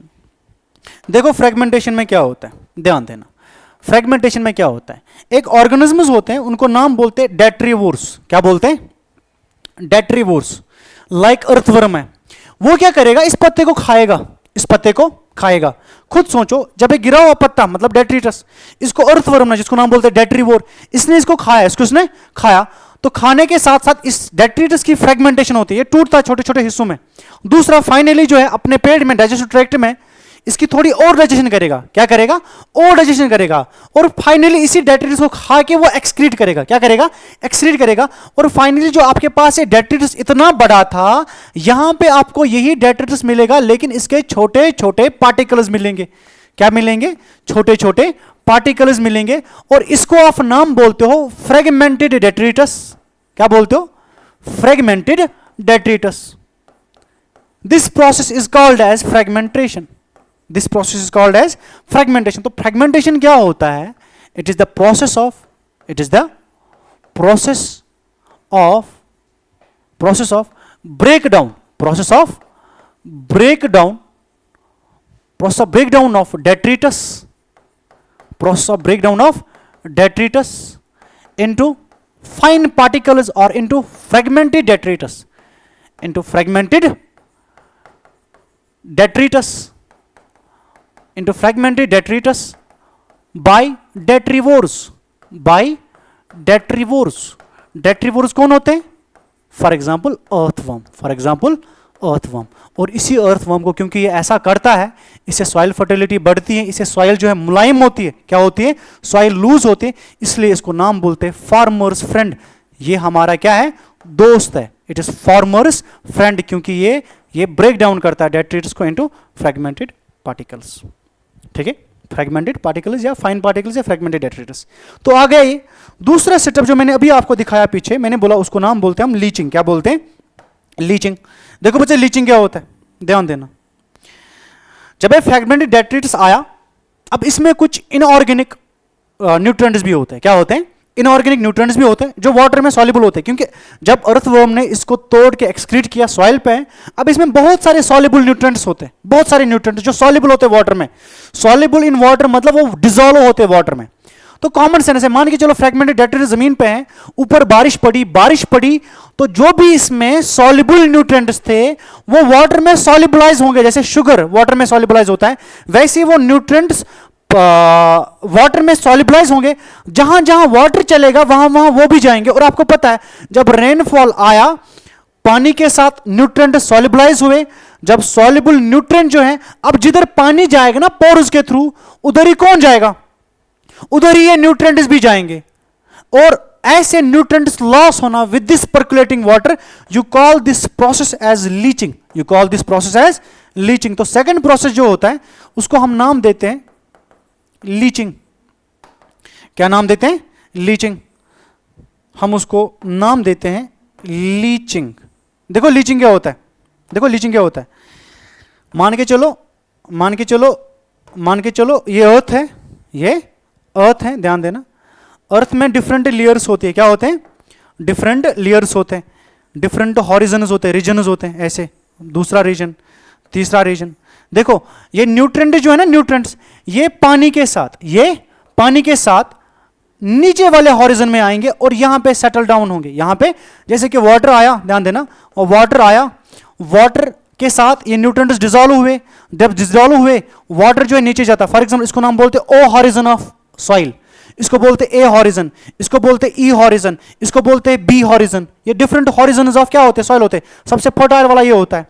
अब वाटर के साथ ये न्यूट्रिएंट्स क्या जाते हैं? पोर्स के थ्रू नीचे जाते हैं, पोर्स के थ्रू नीचे जाते हैं और फाइनली पानी के साथ यहां पे सेटल डाउन होते हैं, यहां पे सेटल डाउन होते हैं, इस वाले हॉरिजन में सेटल डाउन होते हैं। और यहां से वापस जाना मुश्किल है क्योंकि रूट्स भी यहां तक नहीं होते।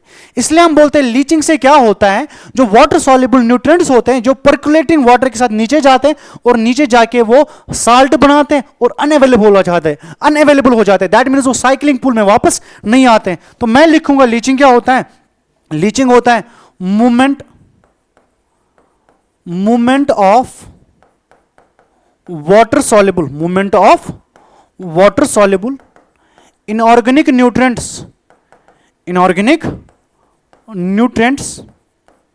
with percolating water होता है। यही जो पोर्स के थ्रू मूव करेगा with percolating water deep into soil horizon। Soil के डिफरेंट हॉरिजन्स होते हैं, वो सबसे नीचे वाले हॉरिजन में जाता है। Deep into soil horizon and gets. और नीचे जब ये आते हैं ना, फॉर एग्जांपल देखो बच्चा, जब ये नीचे आते हैं, फॉर एग्जांपल सोडियम नीचे आया, ठीक है, क्लोरीन नीचे आया। ये सोडियम और क्लोरीन जो है ना, ये यहां पे नीचे मिलके साल्ट बनाएंगे NaCl। मैग्नीशियम नीचे आया, क्लोरीन नीचे आया, वो क्या बनाएंगे? MgCl2। ठीक है, तो यहां नीचे क्या बनते हैं? साल्ट्स बनते हैं। क्या बनते हैं? इसलिए एनसीईआरटी बोलती है जब ये डीप जाते हैं, सॉइल ऑरिजिन के नीचे जाते हैं, एंड गेट प्रिसिपिटेटेड, या प्रिसिपिटेट होते हैं, मिलते हैं, they get precipitated as unavailable salts. ये साल्ट बनाते हैं लेकिन वो साल्ट जो है अनअवेलेबल होते हैं। अनअवेलेबल का मतलब ये वापस साइक्लिंग पूल में नहीं जाएंगे। And get precipitated as unavailable salts. इस प्रोसेस, पूरी प्रोसेस को नाम बोलते हैं ऑफ लीचिंग। ये minerals, nutrients, water soluble nutrients जो है ना, सॉइल के वाटर के साथ नीचे डीप इनटू सॉइल हॉरिजन और वहां पे फिर वापस नहीं आना, इसको आप नाम बोलते हैं लीचिंग। तो लीचिंग से हमारी सॉइल की फर्टिलिटी कम होती है। तो ये होता है दूसरा इवेंट। फिर होता है तीसरा इवेंट। क्या होता है तीसरा इवेंट? तीसरे इवेंट को आप लोग और हम साथ में जो है नाम बोलते हैं कैटाबॉलिज्म। क्या बोलते हैं? कैटाबॉलिज्म। तीसरे इवेंट को हम साथ में नाम बोलते हैं कैटाबॉलिज्म। कैटाबॉलिज्म। और कैटाबॉलिज्म मतलब ब्रेकडाउन। कैटाबॉलिज्म आपने पढ़ा होगा, it is breakdown of complex molecule into simpler molecules. Fragmented detritus का कैटाबॉलिज्म होता है, लेकिन साथ में यह भी याद रखना है जो ये कैटाबॉलिज्म होता है, इसको करने वाले एंजाइम्स को हम नाम देते हैं, एंजाइम्स को नहीं, ऑर्गेनिज्म्स को नाम देते हैं bacteria and फंजे। That means catabolism को करने वाला कौन होता है? बैक्टीरिया होते हैं, मतलब बैक्टीरिया के एंजाइम्स होते हैं, एंड फंजे ये जो है ये वाला पार्ट करते हैं। कौन सा वाला पार्ट? कैटाबॉलिज्म वाला पार्ट। और कैटाबॉलिज्म वाला पार्ट जो होता है ये 2 स्टेप्स में होता है, ये 2 स्टेप्स में होता है। तो मैं बोलूंगा जो ये कैटाबॉलिज्म वाला पार्ट है, कैटाबॉलिज्म वाला पार्ट 2 स्टेप्स में होता है। इसका ए वाले स्टेप को आप नाम बोलते हो ह्यूमिफिकेशन। क्या बोलते हो? ह्यूमिफिकेशन। तो ए वाला स्टेप जो कैटाबॉलिज्म का है we call that as humification. और ह्यूमिफिकेशन होता है, ध्यान देना, ह्यूमिफिकेशन होता है process of formation of humus, from fragmented detritus. तो मैं लिखूंगा breakdown of fragmented detritus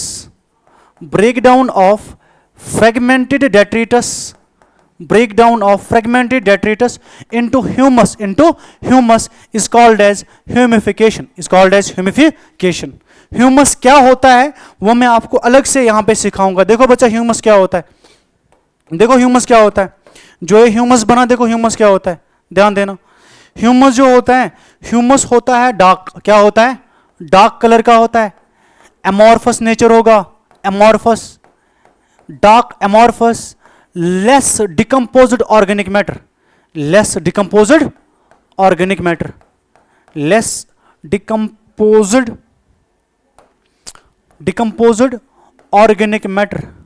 ठीक है, ऑर्गेनिक मैटर।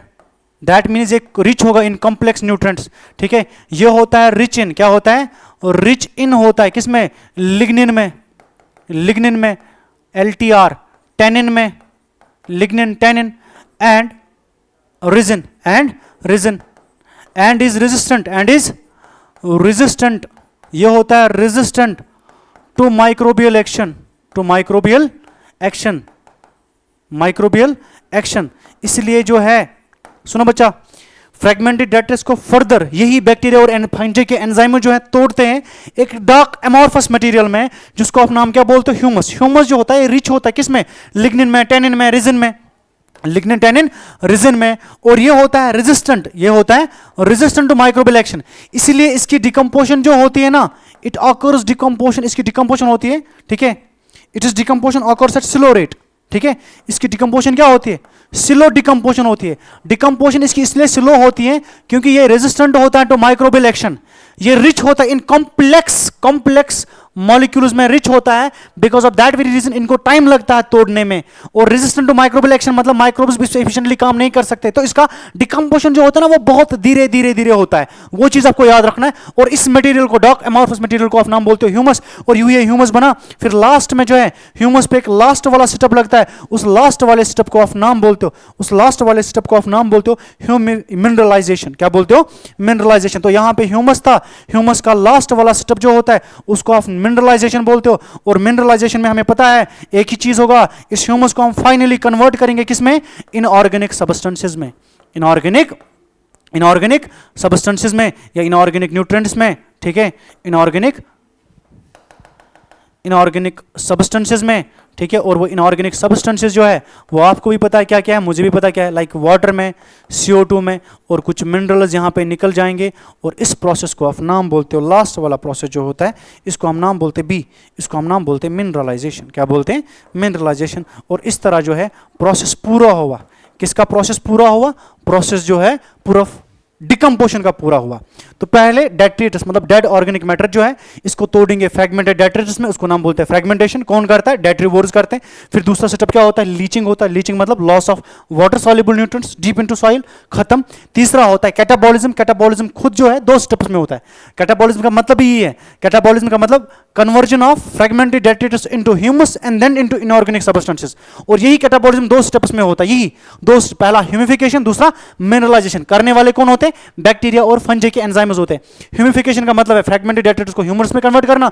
ह्यूमस होता है ऐसा सब्सटेंस, ठीक है, और ह्यूमस फाइनली कन्वर्ट करना किसमें? इनऑर्गेनिक सब्सटेंसेस में या मिनरल्स में। उसको आप नाम बोलते हो मिनरलाइजेशन। क्या बोलते हो? मिनरलाइजेशन। और इस तरह पूरा प्रोसेस ऑफ डिकम्पोजिशन क्या होता है? कंप्लीट होता है। मैंने इसलिए ये ऐसे पढ़ाया क्योंकि कभी कभी आता है what is humification, write down characters of humus. ये 3 पॉइंट्स लिखने, खाली 3 नंबर का सवाल अलग से आएगा ह्यूमिफिकेशन और इस पे। यार define humification and mineralization. Mineralization क्या हो गया? प्रोसेस ऑफ फॉर्मेशन या degradation of humus, degradation of humus into inorganic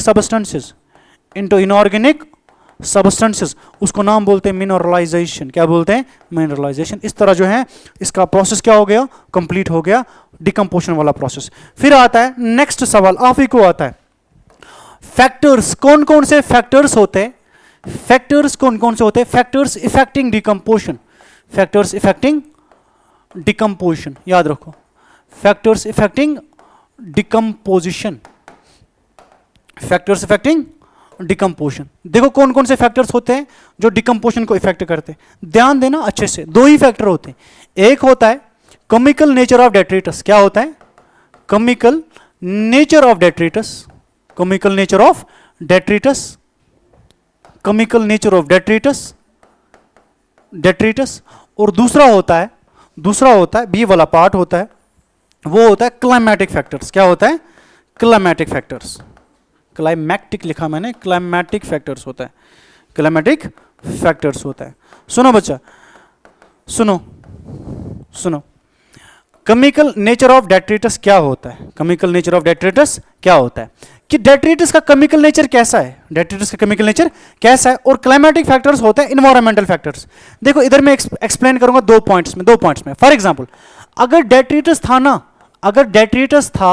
detritus rich in proteins में रिच था, ठीक है, या शुगर्स में रिच था, कॉमन सेंस है ये उतने कॉम्प्लेक्स मॉलिक्यूल नहीं है, इनकी डिकम्पोजिशन क्या होगी? बहुत जल्दी होगी। तो मैं बोलूंगा इसकी डिकम्पोजिशन जो होगी वो कैसे होगी? फास्ट डिकम्पोजिशन होगी। लेकिन अगर यही डेट्रिटस जो था ये डेट्रिटस रिच था, ध्यान देना, डेट्रिटस रिच इन सेल्यूलोस, ये रिच है किसमें? पैक्टिन में।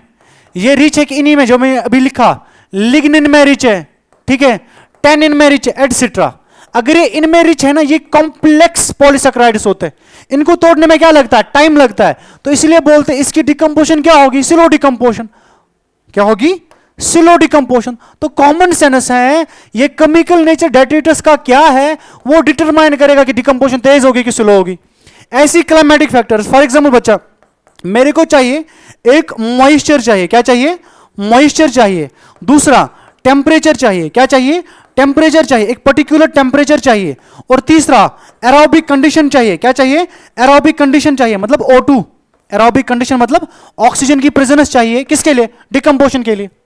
एनसीईआरटी बोलती है 2 चीजें बोलती है मोस्ट इंपॉर्टेंट क्लाइमेटिक फैक्टर जो होते हैं, most important climatic factors for decomposition, most important climatic factors for activity of decomposers,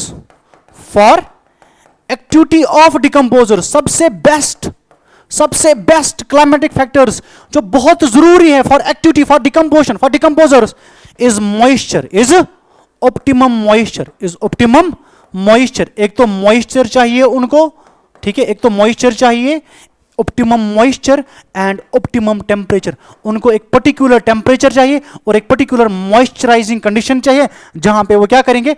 decomposition बहुत तेज करेंगे। आप काम करना घर में, फंजे डिकम्पोजिशन करता है। फंजे भी क्या होता है? एक डिकम्पोजर होता है। आप ब्रेड को खुशक रखो, ड्राई रखो, दूसरे बेड को थोड़ा गीला करो, आप देखना वो गीला वाला जो होगा ना ऐसे ऐसे डिकम्पोज होगा। क्यों? क्योंकि इनको मॉइस्चर पसंद है, डिकम्पोजर उसको मॉइस्चर पसंद है। दूसरा एनसीईआरटी ये भी बोलती है, दूसरा पॉइंट देखो क्या बोलती है, डिकम्पोजिशन जो होती है, डिकम्पोजिशन जो होती है, decomposition is largely O2 requiring process, O2 requiring process, O2 requiring process. तो याद रखो O2 की प्रेजेंस भी बहुत जरूरी होती है, किस चीज के लिए? डिकम्पोजिशन के लिए, क्योंकि डिकम्पोजिशन ज्यादातर क्या है, O2 डिपेंडेंट प्रोसेस है, O2 होना चाहिए। तो ये तीन चीजें चाहिए, इसको डिकम्पोजिशन बहुत तेज होगी। अब देखो ये तीन चीजें ना मिली, ये तीन चीजें ना मिली, मॉइस्चर नहीं है, लो मॉइस्चर है, टेम्परेचर नहीं है, लो टेम्परेचर है, या O2 नहीं है, एनारोबिक कंडीशन है, उससे क्या होगा? डिकम्पोजिशन नहीं होगी। डिकम्पोजिशन नहीं होगी, जो ऑर्गेनिज्म मरा हुआ है ना वो जल्दी खत्म नहीं होगा। उसकी डिकम्पोजिशन जब होगी ही नहीं तो उसका जो ऑर्गेनिक मैटर है ना वो पाइल अप होगा। तो एनसीईआरटी बोलती है अगर ये तीन कंडीशन आपको ना मिले, अगर आपको एनारोबिक कंडीशन मिले, लो टेम्परेचर मिले, लो मॉइस्चर मिले, उससे जो है ऑर्गेनिक मैटर पाइलिंग अप होता है, बायोमास या डेड बायोमास पाइलिंग अप होता है। दैट मीन जो ऑर्गेनिजम्स मरते हैं ना उनका मास एक्यूमुलेट होता है ज्यादा, क्योंकि उनको डिकम्पोजर्स खत्म करने वाले नहीं होते।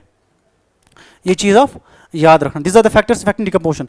Now we have last topic, we have last topic, ये डिकम्पोजिशन का नोट है, कोई चाहेगा तो लिख सकता है। लास्ट वाला टॉपिक जो है हमारे पास वो है एनर्जी फ्लो। क्या है? Energy flow. दो हो गए, फंक्शनल कंपोनेंट्स पढ़ रहे, प्रोडक्टिविटी भी हो गया 5 नंबर का, डिकम्पोजिशन भी हो गया 5 नंबर का। अब नेक्स्ट टॉपिक जो हमारा है दैट इज एनर्जी फ्लो। क्या है? Energy flow. सर हमें बताओ एनर्जी फ्लो क्या होता है? सुनो बच्चे, एनर्जी फ्लो क्या होता है? एनर्जी फ्लो होता है sequential movement, sequential movement of energy, sequential movement of energy, energy का मूवमेंट होना, एनर्जी का मूवमेंट होना, sequential movement of energy in an ecosystem. एक इकोसिस्टम में एनर्जी का मूवमेंट होने को आप नाम बोलते हो एनर्जी फ्लो। क्या बोलते हो? Energy flow. और एनर्जी फ्लो यही मतलब प्लांट ने सनलाइट से क्या लिया, एनर्जी ली, उसको ट्रैप किया, फूड बनाया, प्लांट को हमने खाया, हर्बीवोर ने खाया, हर्बीवोर को कार्निवोर ने खाया। तो जो हमें खा रहे हैं ना, ऑर्गेनिक मैटर खा रहे हैं, बायोमास खा रहे हैं ना, इससे एनर्जी भी ट्रांसफर हो रही है ना। इसी एनर्जी ट्रांसफर को क्या नाम बोलते हो?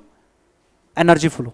एनर्जी ट्रांसफर को movement of energy, movement of sequential movement of energy होता है इकोसिस्टम में, उसको आप नाम बोलते हो एनर्जी फ्लो।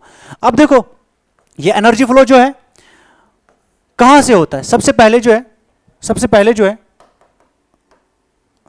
जो है हमें पता है अल्टीमेट सोर्स ऑफ एनर्जी जो होता है, अल्टीमेट सोर्स ऑफ एनर्जी कौन होता है? अल्टीमेट सोर्स ऑफ एनर्जी जो है वो होता है सन। अल्टीमेट सोर्स ऑफ एनर्जी कौन होता है? सन होता है। ठीक है, अल्टीमेट सोर्स ऑफ एनर्जी जो हमारे पास होता है वो होता है सन, सोलर रेडिएशन। क्या होता है? सन। कुछ इकोसिस्टम्स के बगैर जहां पे सनलाइट नहीं पहुंच रही है, जैसे कि समंदर के बॉटम पे होते हैं, वहां पे हॉट वाटर निकलता है थ्रू पोर्स, उनको नाम बोलते हैं हाइड्रोथर्मल वेंट्स। उन हाइड्रोथर्मल वेंट्स के पास सनलाइट नहीं पहुंच रहा है तो मैं बोल सकता हूं उसके लिए सोर्स ऑफ एनर्जी सन नहीं है। ठीक है, उसको छोड़ो, नॉर्मली आप देखो अर्थ पे जो है सोर्स ऑफ एनर्जी जो है सन है।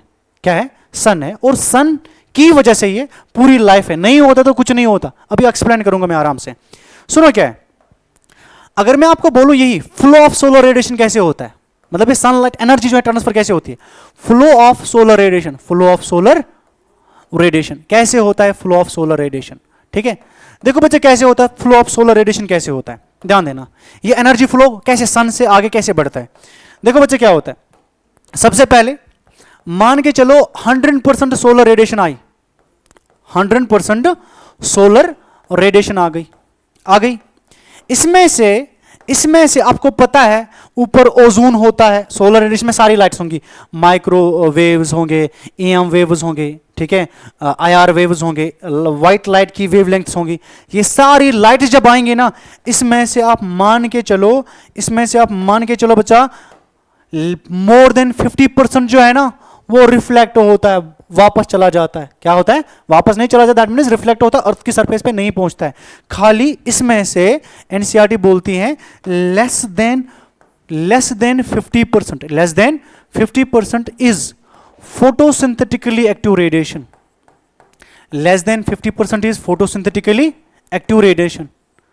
Photosynthetically active radiation, photosynthetically active radiation जो है, फोटोसिंथेटिकली एक्टिव रेडिएशन जो है, याद रखना, फोटोसिंथेटिकली एक्टिव रेडिएशन जो है ये होती है वो वाली वेवलेंथ, वो वाली लाइट जिसकी वेवलेंथ होती है 400 से लेके 700 नैनोमीटर तक, that means white light, that means जो व्हाइट लाइट यहां पे पहुंचती है ना, इसी को नाम बोलते हैं, इसी की वेवलेंथ को हम नाम बोलते हैं, इसी के रेंज को हम नाम बोलते हैं photosynthetically active radiation. That means इस वाले रेंज पे फोटोसिंथेसिस होता है, इस वाले रेंज पे। तो 400 से लेके 700 तक कितना होता है? Less than 50%। इससे ऊपर नीचे क्या होता है? बाकी मोर देन 50%। वो हमें चाहिए नहीं, क्योंकि उसे फोटोसिंथेसिस हो ही नहीं सकता, वो हमें चाहिए नहीं। तो 100% जो सोलर रेडिएशन है उसमें खाली लेस देन 50% क्या है? पार रीजन है, फोटोसिंथेटिकली एक्टिव रेडिएशन वाला रीजन है, जिसपे क्या होगी? फोटोसिंथेसिस। अब जो ये पार रीजन है कितना है? 50%। इसका याद रखना, इस पार रीजन से, इस पार रीजन का 2 to 10% of PAR, 2 to 10% of PAR region, 2 to 10% of PAR region, या अगर मुझे इसका बोलना हो, अगर मुझे इसका बोलना हो 1 to 5% of total solar radiation, total solar radiation, ठीक है, is captured by plants, is captured by plants, is captured by plants for photosynthesis, for photosynthesis. That means जो इधर 100% सोलर रेडिएशन आया, उसका खाली 1 से लेके 5% प्लांट कैप्चर करता फोटोसिंथेसिस के लिए। या अगर मैं बोलूं जो 100% रेडिएशन आया, इसका मोर देन 50% जो है वो 400 से नीचे 700 से ऊपर वाली रेडिएशन है, उसको मुझे कुछ नहीं करना है। जो लेस देन 50% है वो कौन सा रीजन है? ये पार रीजन है। कौन सा रीजन है? पार रीजन है। अब इस पार रीजन जो लेस देन 50% है, इसका 2 से लेके 10% कैप्चर करते कौन? प्लांट्स कैप्चर करते। किसके लिए? फोटोसिंथेसिस के लिए। यूं ही प्लांट के पास सोलर रेडिएशन आ गई, उन्होंने सनलाइट को एब्जॉर्ब किया, वो क्या करेंगे? फोटोसिंथेसिस। फोटोसिंथेसिस से वो क्या बनाएंगे? ग्लूकोज। ग्लूकोज बनाया, ग्लूकोज से अपना बायोमास वो बढ़ाएंगे। जब अपना बायोमास बढ़ाएंगे फिर हम जाते हैं, देखो ये सनलाइट है, सनलाइट जो है ये पहुंच गई प्लांट के पास, प्रोड्यूसर के पास। प्रोड्यूसर ने अपना बायोमास जोड़ा। प्रोड्यूसर को कौन खाएगा? हर्बीवोर खाएगा। कौन खाएगा? हर्बीवोर खाएगा। और इस हर्बीवोर को अब कौन खाएगा? इसको खाएगा कार्निवोर, इसको खाएगा कार्निवोर। और यहां पे जो एनर्जी फ्लो होता है ना, वो हमेशा सनलाइट से, प्रोड्यूसर से हर्बीवोर टू कार्निवोर होगा। ऐसा कभी नहीं होगा कि कार्निवोर से प्रोड्यूसर एनर्जी शिफ्ट हो। ऐसा कभी नहीं हो सकता प्रोड्यूसर से सनलाइट की ओर एनर्जी ट्रांसफर हो। ऐसा कभी नहीं हो सकता हर्बीवोर इसको एनर्जी दे। तो ये सीक्वेंस में होता है। क्या होता है? सीक्वेंस में होता है, एक पर्टिकुलर डायरेक्शन में होता है। इसको नाम बोलते हैं यूनिडायरेक्शनल एनर्जी फ्लो। तो एनर्जी फ्लो जो है, एनसीईआरटी बोलती है, एनर्जी फ्लो जो है सीक्वेंशियल होता है। Energy flow is always unidirectional. ये एक ही डायरेक्शन में होता है, ये एक ही डायरेक्शन में होता है, ये यूनिडायरेक्शनल होता है। ये चीज आपको याद रखना है। एनर्जी फ्लो क्या होता है? यूनिडायरेक्शनल होता है। और कहां से कहां होता है? इस डायरेक्शन में होता है, ठीक है, एक पर्टिकुलर सीक्वेंस में होता है। और एनसीईआरटी बोलती है एनर्जी फ्लो जो होता है, energy flow follows first and second law of thermodynamics. First and second law of thermodynamics आपने पढ़ा होगा। डायनामिक्स आपने पढ़ा होगा। Energy can neither be created not destroyed but can be transferred from one form to other form. Similarly यहां होता है energy can neither be created not destroyed but energy is transferred from one form to next. तो यहां पे light energy है, light energy को convert किस में करता है? ग्लूकोज में। तो सनलाइट को हम किस में करते हैं कन्वर्ट? ग्लूकोज। सनलाइट से बनाते हैं glucose. That means light energy convert होती है किस में? केमिकल एनर्जी में। तो एनर्जी ट्रांसफर होता है, वही होता है फर्स्ट लॉ। तो यहां पे फर्स्ट लॉ फॉलो होता है। दूसरा लॉ जो है वो ये होता है, जब एनर्जी ट्रांसफर होता है some amount of energy is lost, जिसकी वजह से एंट्रोपी बढ़ती है। सिमिलरली यहां होता है प्रोड्यूसर जब हर्बीवोर ट्रांसफर होगी ना एनर्जी, खाली 10% एनर्जी ट्रांसफर होगी, 90% क्या होगी? लॉस होगी। आगे बढ़ाऊंगा। Transfer of energy from producer to herbivore जो होता है वो खाली 10% ट्रांसफर होता है इसका एनर्जी, 90% लॉस होता है। That means it also follows second law of thermodynamics. अब इतना याद रखना, flow of solar radiation plus energy flow क्या होता है। तो यही सीक्वेंस में एनर्जी का ट्रांसफर होना from sunlight to producer to herbivore to carnivore, we call this as energy flow. अब हमें पढ़ना है एक क्वेश्चन जिसको नाम बोलते हैं फूड चेन। क्या बोलते हैं? Food chain. और इसके टाइप्स। सवाल आता है 5 नंबर। What is food chain? Describe its types and its characteristics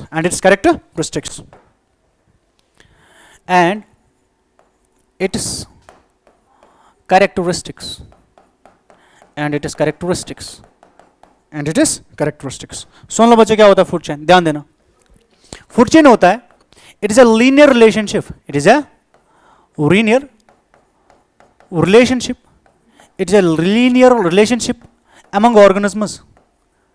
It is a linear relationship among organisms. Where food, या लिख सकते हो एनर्जी, मैं लिखूंगा food energy. Where food energy is transferred. Where food energy is transferred. Where food energy is transferred from one organism to next and so on. सुनो बच्चा, food chain क्या होता है? ये एक रिलेशनशिप होता है. किन के बीच में? लिविंग ऑर्गेनिजम्स के बीच में. पहले इसमें नॉन लिविंग नहीं है, ये लिविंग ऑर्गेनिजम्स के बीच में एक रिलेशनशिप होता है जहां पे फूड एनर्जी ट्रांसफर होता है. फॉर एग्जांपल मैं बोलूंगा, मेरे पास है ग्रास. क्या है? ग्रास को खाने वाला जो है उसको नाम बोलते हैं ग्रास ऊपर. क्या बोलते हैं? ग्रास ऊपर. तो ग्रास को किसने खाया? ग्रास ऊपर ने. तो ग्रास के पास जो एनर्जी थी तो वो किस में ट्रांसफर हुई? वो ग्रास ऊपर में ट्रांसफर हुई.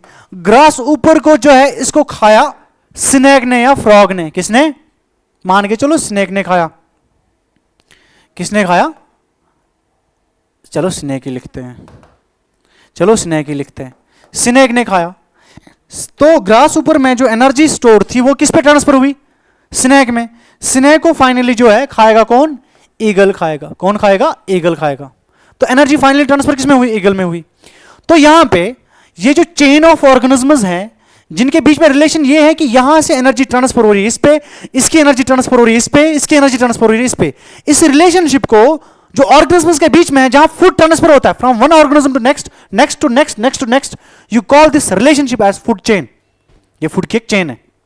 और हर जगह जहां पे एनर्जी ट्रांसफर होता है उस जगह को हम नाम बोलते हैं ट्रॉपिक लेवल. क्या बोलते हैं? तो इसको नाम देते हैं T1 ट्रॉपिक लेवल. पहले ऑर्गेनिज्म को क्या नाम देते हैं? T1 trophic level. इसको नाम देंगे T2 ट्रॉपिक लेवल.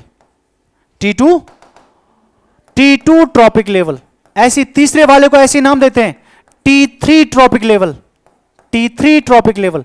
फोर्थ वाले को नाम देते हैं T4 ट्रॉपिक लेवल. खत्म. तो मैं लिख सकता हूं ना, फूड चेन जो है यहां पे each setup,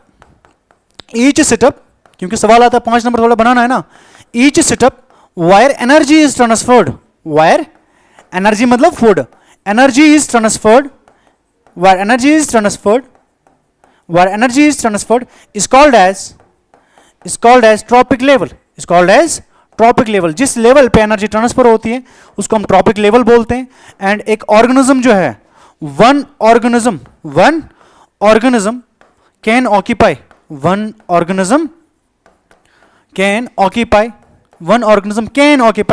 multiple trophic levels.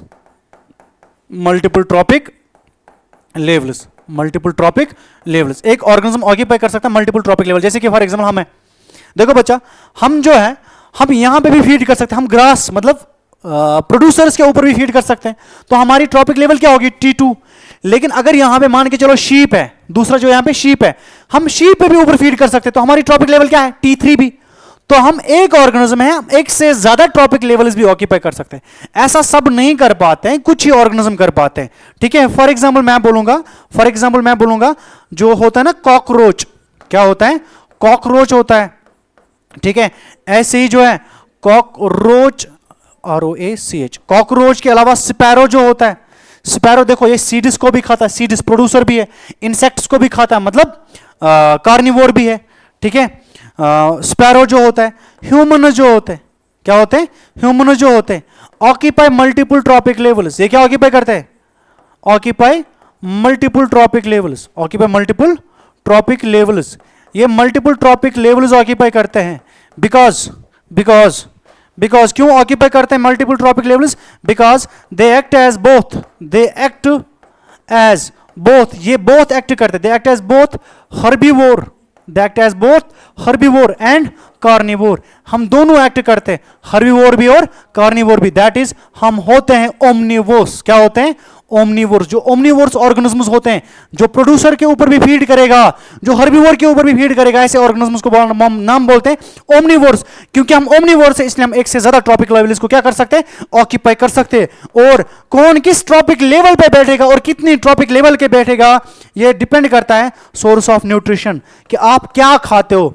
Source of nutrition जो होता है बच्चा, सोर्स ऑफ न्यूट्रिशन जो होता है, source of nutrition of organism, source of nutrition of organism जो होता है, source of nutrition of organism determines it's trophic level. यही डिटरमाइन क्या करता है?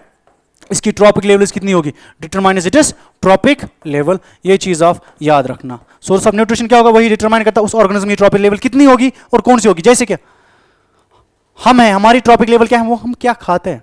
तो बच्चा ये फूड चेन है। अब जो हमारे पास है ट्रॉपिक लेवल्स है, याद रखना T1, T2, T3, T4, इनके अलग अलग नाम है। जैसे कि प्रोड्यूसर को आप दूसरा नाम देते हो ट्रांसड्यूसर, T2 को नाम देते हो हर्बीवोर या प्राइमरी कंज्यूमर या सेकेंडरी प्रोड्यूसर, T3 को नाम देते हैं प्राइमरी कार्निवोर, सेकेंडरी कंज्यूमर और 3 डिग्री प्रोड्यूसर। ऐसी T4 को नाम देते हैं सेकेंडरी कार्निवोर, 3 डिग्री कंज्यूमर और 4 degree producer. These are the types of these are the levels, trophic levels, जिनके आप दूसरे दूसरे नाम देते हो। तो ये फूड चेन था। अब हमें पढ़ना है टाइप्स ऑफ फूड चेन। क्या पढ़ना है? Types of food chain. तो मैं लिखूंगा types of food chain, types of food chain, types of food chain. तो याद रखना टाइप्स ऑफ फूड चेन में जो 2 फूड चेन है जो है मेन, जो आपको याद रखने एग्जाम पॉइंट ऑफ व्यू के लिए। एक वाले को हम नाम बोलते हैं, पहले वाले को नाम बोलते हैं ग्रेजिंग फूड चेन। क्या नाम देते हैं? Grazing food chain, grazing food chain, GFC बोलते हैं इसको। और दूसरा फूड चेन होता है, उसको नाम देते हैं, बी वाला पार्ट, उसको नाम देते हैं detritus food chain, detritus food chain. ये 2 टाइप्स की फूड चेन्स होती है, याद रखना, detritus food chain and grazing food chain. इसको नाम बोलते हैं DFC, इसको नाम बोलते हैं GFC। सुनो बच्चा, अब जो GFC है पहले इसको पढ़ाएंगे। GFC होता है, ये वो फूड चेन है जो स्टार्ट होता है, it starts with producer, it starts with producer. ठीक है, ये स्टार्ट किससे होता है? प्रोड्यूसर से। Then passes to, then passes to, किसके पास पास होता है? Herbivore, herbivore. और हर्बीवोर से फिर पास होता है किसकी ओर? कार्निवोर की ओर। तो फूड ट्रांसफर ऐसे होता है कि प्रोड्यूसर को खाएगा हर्बीवोर, हर्बीवोर को खाएगा कार्निवोर। ऐसी फूड चेन को आप नाम बोलते हैं ग्रेजिंग फूड चेन। ठीक है, जो प्रोड्यूसर से स्टार्ट हो। दूसरी बात, ये प्रेजेंट होता है occur in both aquatic and terrestrial में। ये एक्वेटिक इकोसिस्टम में भी है, एक्वेटिक में भी है एंड टेरेस्ट्रियल इकोसिस्टम में भी पाई जाती है ऐसी फूड चेन्स। ठीक है, टेरेस्ट्रियल इकोसिस्टम में भी पाई जाती है, टेरेस्ट्रियल इकोसिस्टम में भी पाई जाती है, इकोसिस्टम में भी पाई जाता है। थर्ड चीज बच्चा याद रखना इसके बारे में, मेजर फ्लो जो एनर्जी का होता है, major flow, major channel, major conduct of energy flow, major conduct of energy flow in aquatic ecosystem, in aquatic ecosystem. ठीक है, aquatic ecosystem is through GFC, is through GFC। Sir वो क्या होता है? जो मेजर अमाउंट ऑफ एक्वेटिक पानी वाले ecosystem में मेजर फूड ट्रांसफर होता है ना, मेजॉरिटी ऑफ फूड ट्रांसफर जो है उसके लिए चैनल एक्ट करता है कौन सी चेन? ग्रेजिंग फूड चेन, ना कि डेट्रिटस फूड चेन। ठीक है, लास्ट वाली बात, इसकी एग्जांपल्स मैं पानी में एक एग्जांपल दूंगा, लैंड पे एक एग्जांपल दूंगा। देखो बच्चा, नाम सुना होगा फाइटोप्लैंक्टन को। फाइटोप्लैंक्टन को एक प्रोड्यूसर है, फाइटोप्लैंक्टन एक प्रोड्यूसर है, ये T1 लेवल है। इस फाइटोप्लैंक्टन को खाएगा ज़ूप्लैंक्टन। ज़ूप्लैंक्टन जो है बच्चा, ज़ूप्लैंक्टन जो है ये एक कंज्यूमर है, प्लैंक्टन। ये क्या है? T2 लेवल है, हर्बीवोर एक है। इसको खाएगा कौन? इसको खाएगा स्मॉल फिश, स्मॉल फिश को खाएगा लार्ज फिश, इसको खाएगा लार्ज फिश। ठीक है, large fish, large fish.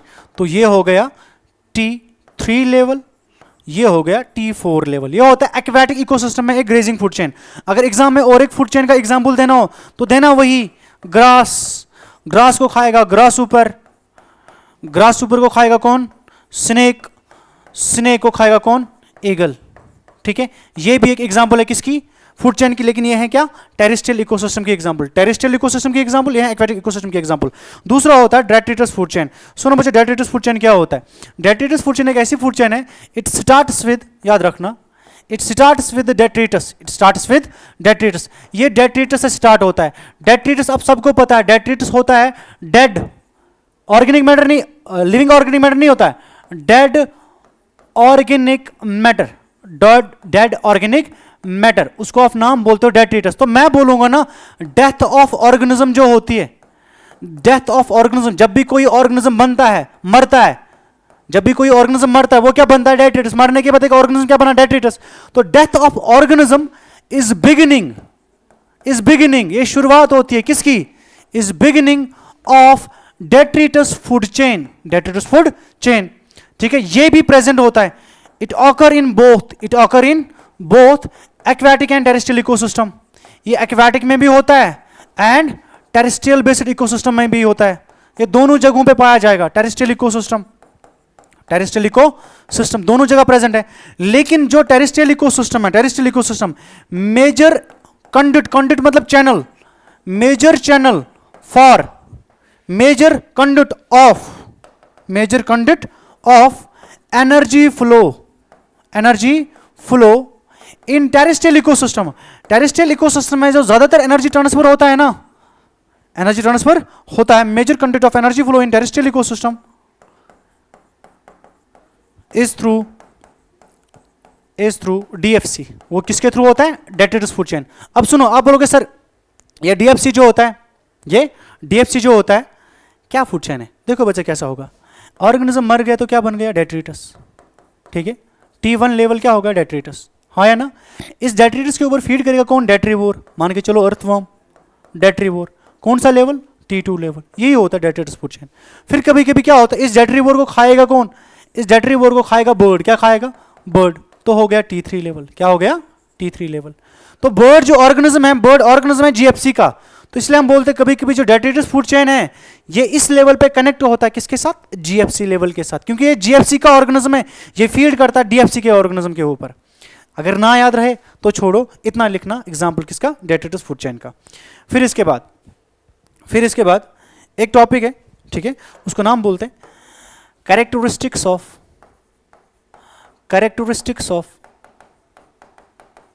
Food chain, characteristics of food chain. यहां पे मुझे एक लॉ पढ़ाना है तो इसलिए मैंने ये पढ़ा है टॉपिक। सबसे पहला इसकी कैरेक्टरिस्टिक ये होता है सिट्रेट। क्या होता है, ये एक ही डायरेक्शन में होता है, सिट्रेट, एंड प्रोसीड लीनियरली। कैसे प्रोसीड होता है, लीनियरली प्रोसीड होता है। ये एक चीज याद रखना। दूसरा जो है मेंटेनेंस, मेंटेनेंस, इकोलॉजी में बैलेंस मेंटेन रखता है, इकोलॉजिकल बैलेंस, क्योंकि तभी तो ऑर्गेनिज्म जिंदा रहेंगे ना जब फूड ट्रांसफर होगा। फूड ट्रांसफर होता ही नहीं, सारे मर जाते। तो it maintains ecological balance, it maintains ecological balance, comma करके लिखना, ठीक है। एलोज एनर्जी फ्लो, एलो करता है, एलोज एनर्जी फ्लो, एलोज एनर्जी फ्लो, ये भी याद रखना है, ठीक है। थर्ड चीज जो है इसकी सिग्निफिकेंस ही बोलता हूं, लेकिन मैं उसको ऐसे ला पढ़ाता हूं, ध्यान देना बच्चा, ठीक है। एक ला है, उसको नाम बोलते हैं 10% ला। क्या बोलते हैं, 10% ला। उसको दिया था लिंडरमैन ने, जो भी है, लिंडरमैन ने दिया था, ठीक है, लिंडरमैन ने दिया था।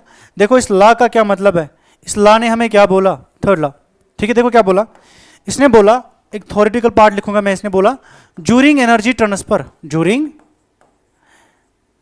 Energy transfer only 10%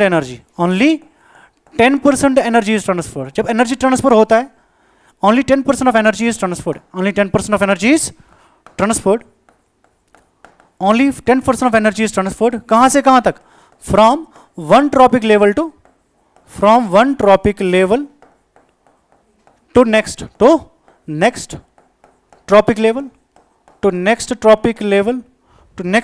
level and 90% जो है, 90% of energy जो होता है, 90% of energy जो होता है, 90% एनर्जी जो होता है उसको हम यूटिलाइज करते हैं। 90% of energy is utilised in metabolic activities, that means that means activities, that means loss होती है। क्या होती है? लॉस होती है। दैट मीन्स 90% एनर्जी क्या होती है? लॉस होती है। देखो उसका क्या मतलब है बच्चा, देखो मेरे पास एक फूड चेन है T1 लेवल, मेरे पास दूसरा ट्रॉपिक लेवल है T2 ट्रॉपिक लेवल, तीसरा है इसको नाम बोलते हैं T3 ट्रॉपिक लेवल। सुनो मसला क्या है, अगर मान के चलो सनलाइट से एनर्जी आई, जो भी एनर्जी इसके पास आई सनलाइट से 1% of energy, 1% of solar radiation trap करेगा, मान के चलो इसके पास 100 किलो कैलोरी एनर्जी है, इसमें से खाली 10% ट्रांसफर होगा। क्या होगा? 90% क्या होगा? लॉस। दैट मीन्स इस T1 लेवल का खाली 10%, 10% मतलब 100 किलो कैलोरी का 10% कितना है? 10 किलो कैलोरी। खाली 10 किलो कैलोरी इस पे ट्रांसफर होगा। 90 किलो कैलोरी क्या होगा? ये यूज करेगा अपने मेटाबॉलिक एक्टिविटीज के लिए, 90% यूज करेगा खुद के लिए। अब इसके पास जो 10 किलो कैलोरी आ गया, इस 10 किलो कैलोरी का खाली 10% ट्रांसफर होगा। दैट मीन्स 1 किलो कैलोरी क्या होगा? 1 किलो कैलोरी इधर ट्रांसफर होगा, 9 किलो कैलोरी, दैट मीन्स 90% क्या होगा? वो ये यूटिलाइज करेगा अपने मेटाबॉलिक एक्टिविटीज में। तो इसी को नाम बोलते हैं क्या? 10% लॉ। अब क्योंकि देखो जितना आप आगे जाओगे एनर्जी कंटेंट क्या होगा? कम होगा, इसीलिए जो है ट्रॉपिक लेवल में ज्यादा trophic levels, sorry food chain में ज्यादा ट्रॉपिक लेवल्स नहीं होती है। फिर से बता रहा हूं, क्योंकि with increasing trophic level, with increasing trophic level energy क्या होता है? एनर्जी का कंटेंट होता है कम। तो जब फाइनली किसी के पास एनर्जी पहुंचती है ना, वो फर्दर ट्रॉपिक लेवल इसको सस्टेन नहीं कर सकता है। इसलिए हम बोलते हैं जो फूड चेन है, जो फूड चेन है, फूड चेन में यूजुअली 4 से 5 ट्रॉपिक लेवल्स होती है because of this energy loss, because of this energy loss. याद रखना, यूजुअली देयर आर, ये तीसरा कैरेक्टरिस्टिक्स है, there are 4 to 5 trophic levels, 4 to 5 trophic levels in food chain, in stable food chain. और 4 से 5 क्यों होती है? Because of, it is because of energy loss, because of energy loss during food transfer. क्योंकि जितना आप आगे आगे जाओगे ना एनर्जी ट्रांसफर करते करते एनर्जी लॉस होता है, 90% एनर्जी लॉस होता है because of energy loss during food transfer या एनर्जी ट्रांसफर। ये चीज याद रखना, ठीक है। ये हो गया फूड चेन, फूड चेन के टाइप्स, फूड चेन के कैरेक्टरिस्टिक्स याद रखना। 10% लॉस सेपरेटली 2 नंबर का सवाल आता है, याद रखना। चलो आगे बढ़ते हैं।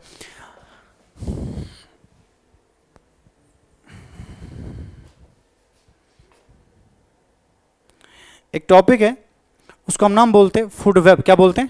Food web. सुनो फूड वेब क्या है? आसान है। फूड वेब होता है बहुत सारी फूड चेन है जो आपस में कनेक्टेड होती है। जैसे कि देखो ये ग्रास है, ग्रास को खाता है गोट, ग्रास को खाता है रैबिट, ग्रास को खाता है रैट, रैट को खाता है स्नेक, स्नेक को खाता है ईगल। लेकिन ईगल किस पे भी फीड करता है? ओवल पे भी। ओवल किस पे भी फीड करता है? इस पे भी फीड करता है। रैबिट को खाता है वाइल्ड कैट, लेकिन इसी रैबिट को कौन भी खाता है? फॉक्स भी खाता है। इस वाइल्ड कैट को खाता है लॉयन, लॉयन इसको भी खाता है। तो यहां पे एक फूड चेन नहीं है, यहां पे मल्टीपल फूड चेन्स है जो आपस में कनेक्टेड है। तो number of network of food chains which are interconnected with each other is called as food web. और नेचर में आप फूड चेन नहीं देखोगे, food chain does not exist in nature. दिखाओ मुझे कोई फूड चेन, नहीं होगी फूड चेन। फूड चेन हो नहीं होता नेचर में, जो रियल सेंस में एग्जिस्ट करता है ना वो क्या होता है? फूड वेब होता है। क्या होता है? फूड वेब होता है। इसकी एक सिग्निफिकेंस है, देखो बच्चा, कभी जो है लॉयन मान के चलो फॉक्स पे फीड कर रहा है, लॉयन जो है फॉक्स पे फीड कर रहा है और फॉक्स का नंबर क्या हो गया? कम। अब इस लॉयन को फॉक्स ज्यादा दिखेगा नहीं, अब इसको कौन ज्यादा दिखेगा? इसको ज्यादा ये वाइल्ड कैट ज्यादा दिखेगा। तो ये ज्यादा फीड किस पे करेगा? वाइल्ड कैट पे ज्यादा फीड करेगा। धीरे धीरे फॉक्स का नंबर तब तक बढ़ेगा, जब फॉक्स का नंबर बढ़ेगा फिर इसको फिर से फॉक्स दिखने लगेगा, फॉक्स दिखने लगेगा, फिर से फॉक्स पे फीड करेगा। तो इससे जो है जब भी किसी प्रे का नंबर कम होता है उसको फिर टाइम मिलता है अपना नंबर वापस रीजनरेट करने में। इससे जो है इकोलॉजिकल बैलेंस मेंटेन होती है। और ये जो फूड वेब है ये यूनिडायरेक्शनल नहीं होता, मल्टी डायरेक्शनल होता है। ये more real than food chain है, यही नेचर में एग्जिस्ट करता है, फूड चेन एग्जिस्ट नहीं करता है। It is more real than food chain और ये इकोलॉजिकल बैलेंस मेंटेन करता है। तो यहां पे किसी की एक्सटिंक्शन का खतरा नहीं होता है, ये चीज याद रखो। क्योंकि जब भी किसी प्रे का नंबर कम होगा ना, वो प्रेडेटर को ज्यादा दिखता नहीं है, तो प्रेडेटर तब तक किसी और पे फीड करता है जब तक वो प्रे अपना नंबर फिर से रीजनरेट करता है, वापस बढ़ाता है अपना नंबर। ठीक है, ये होता है फूड वेब। क्या होता है? Food web. अगर थ्योरेटिकल पार्ट लिखना हो ये लिख लेना बस। अब मेरे पास है लास्ट वाला टॉपिक, उसको नाम बोलते हैं इकोलॉजिकल पैरामीटर्स। क्या बोलते हैं? Ecological parameters. देखो बच्चे इकोलॉजिकल पैरामीटर्स क्या है? इकोलॉजिकल पैरामीटर एक ग्राफ है। क्या है? ये ग्राफ है, मतलब एक ग्राफिकल रिप्रेजेंटेशन, मतलब ग्राफ की मदद से मैं रिप्रेजेंट करता हूं। क्या रिप्रेजेंट करता हूं? It is a graphical representation of, देखो किसकी चीज का? नंबर। किसकी चीज का? नंबर का, बायोमास का, या एनर्जी का। Number, biomass and energy. Number, biomass and energy of various trophic levels, of various trophic levels in a food chain, in a food chain। देखो इकोलॉजिकल पिरामिड क्या है बच्चा? शॉर्ट में ये एक पिरामिड शेप्ड ग्राफ है जो हमें बताता है, देखो बताता क्या है? ये हमें बताता है T1 पे कितने नंबर ऑफ ऑर्गेनिज्म है, T2 पे कितने नंबर ऑफ ऑर्गेनिज्म है, T3 पे कितने नंबर ऑफ ऑर्गेनिज्म है। तो एक ग्राफ है जो रिप्रेजेंट करता है number of organism at each trophic level in a food chain. या ये एक ग्राफ है जो रिप्रेजेंट करता है, जो हमें बताता है कि biomass amount of living matter कितना है T1 लेवल पे, T2 लेवल पे, T3 लेवल पे। ये एक ग्राफ है जो मुझे बताता है T1 लेवल पे क्या एनर्जी है, T2 पे क्या एनर्जी है, T3 पे क्या एनर्जी है। इसको हम नाम क्या बोलते हैं? Ecological pyramid. अलग अलग होता है इकोलॉजिकल पिरामिड, फिर होता है pyramid of number, pyramid of biomass, pyramid of energy. तो ecological pyramids they are nothing, they are just a graph which will show you number या बायोमास या energy of organisms at various trophic levels in a food chain. और जब भी मैं graph बनाता हूं, याद रखो, जब भी मैं ग्राफ बनाता हूं, बेस पे रखते हैं प्रोड्यूसर को, बेस पे रखते हैं किसको? प्रोड्यूसर को। एपेक्स पे, टॉप पे, ग्राफ के टॉप पे, एपेक्स जो है, एपेक्स पे हम रखते हैं किसको? टॉप कॉर्निवोर को। तो बेस पे रखते हैं प्रोड्यूसर को, टॉप कॉर्निवोर को रखते हैं एपेक्स पे। और जब भी नंबर काउंट करना हो, हम मेंबर्स ऑफ स्पीशीज काउंट नहीं करते। जैसे कि फॉर एग्जांपल T1 लेवल है, मैं देखूंगा T1 लेवल, अगर फॉर एग्जांपल T1 लेवल पे ग्रास है, मैं देखूंगा ग्रास के मेंबर्स कितने हैं इस जगह पे, मैं ही नहीं देखूंगा ग्रास के स्पीशीज का नंबर कितना है। तो यहां पे नंबर ऑफ ऑर्गेनिज्म जो यहां पे पर्टिकुलर होंगे उनको उस लेवल पे काउंट करते हैं। That means members of trophic level count करते हैं, ना कि स्पीशीज के मेंबर। और ये हम फूड चेन के लिए ड्रा करते हैं, ना कि फूड वेब के लिए ड्रा करते हैं। ये चार बातें इनको कंसिडरेशन में लेना। तो जब भी आप इकोलॉजिकल पिरामिड ग्राफ बनाओगे, याद रखना आप members of trophic level count करोगे, ना कि मेंबर्स ऑफ स्पीशीज। हमें फूड चेन के लिए ड्रा करेंगे, ना कि फूड वेब के लिए। हम बेस पे रखेंगे प्रोड्यूसर को और एपेक्स पे रखेंगे कार्निवोर को। चलो सबसे पहला टाइप जो लिखेंगे, सबसे पहला वाला टाइप जो लिखेंगे उसको नाम बोलते हैं पिरामिड ऑफ नंबर। क्या बोलेंगे? Pyramid of number. डिफिनेशन जो है इसका पहली है, तो it is a graphical representation that shows number of organisms at various trophic levels in a food chain. तो पहली जो डिफिनेशन है ना, उधर खाली आपको नंबर जोड़ना है, डिफिनेशन सबके लिए वही बनेगी। सुनो बच्चा, पिरामिड ऑफ नंबर। देखो पिरामिड ऑफ नंबर क्या है? मेरे पास एक फूड चेन है, ध्यान देना। मेरे पास एक फूड चेन है, बेस पे बनाऊंगा मैं प्रोड्यूसर। क्या बनाऊंगा? प्रोड्यूसर। तो लिखूंगा प्रोड्यूसर इधर। फॉर एग्जाम्पल प्रोड्यूसर जो है मेरे पास ग्रास है। क्या है? ग्रास है, ये ग्रास है, ठीक है। ग्रास के ऊपर फीड करता है कौन? ग्रास ऊपर का नंबर उतना ज्यादा नहीं होगा, उनका नंबर क्या होगा? कम होगा। तो इनका नंबर कम हो जाएगा। ये हो गया यहां पे हर्बीवोर। क्या हो गया? हर्बीवोर। कौन? ग्रास ऊपर जो है, इनके ऊपर फीड कौन करेगा? इनके ऊपर फीड करेगा पहले, ग्रास ऊपर के ऊपर फीड करेगा T3 लेवल पे कौन? कंज्यूमर। उसको नाम बोलेंगे सेकेंडरी कंज्यूमर या प्राइमरी कार्निवोर लिखेंगे, वो बेहतर रहेगा। नाम अपने तक ही है, इसको लिखेंगे प्राइमरी कार्निवोर। वो कौन है? मान के चलो स्नेक है। इसका नंबर ग्रास ऊपर से कम होगा। नेक्स्ट जो होगा उसको नाम बोलते हैं टॉप कार्निवोर। क्या नाम बोलते हैं? क्योंकि टॉप कार्निवोर को हमें टॉप पे लिखना होता है, कार्निवोर। और लास्ट वाले कार्निवोर को नाम बोलते हैं टॉप कार्निवोर, ठीक है। ये कौन होगा? ये होगा ईगल। क्या होगा? ईगल। तो मैं बोलूंगा ना पिरामिड ऑफ नंबर जो है, अगर मैं बात करूं एक्वेटिक इकोसिस्टम की, किसकी बात करूं? एक्वेटिक इकोसिस्टम की बात करूं, एक्वेटिक इकोसिस्टम की बात करूं, या एक्वेटिक इकोसिस्टम का मतलब फाइटोप्लैंक्टन। फाइटोप्लैंक्टन का नंबर ज्यादा होता है, जूप्लैंक्टन का नंबर क्या होता है? कम होता है। स्मॉल फिश का नंबर इनसे कम होता है, ठीक है। और लार्ज फिश का नंबर उससे भी कम होता है। तो अगर मैं लूं एक्वेटिक इकोसिस्टम, या मैं लूं ग्रासलैंड इकोसिस्टम, वहां जो पिरामिड ऑफ नंबर होगा, pyramid of number will be, इसको नाम बोलते अपराइट। क्या बोलते हैं? तो यहां पे पायरामिड ऑफ नंबर क्या होगा? अपराइट होगा। क्या होगा? अपराइट होगा। ये चीज आप याद रखना। तो इन दो इकोसिस्टम्स में जो है pyramid of number is upright. हाँ, कुछ केसेस में इन्वर्टेड भी होता है, वो केस हम यहाँ पे नहीं पढ़ेंगे। This is pyramid of number, this is pyramid of number. दूसरा होता है, उसको बच्चा नाम बोलते हैं pyramid of energy.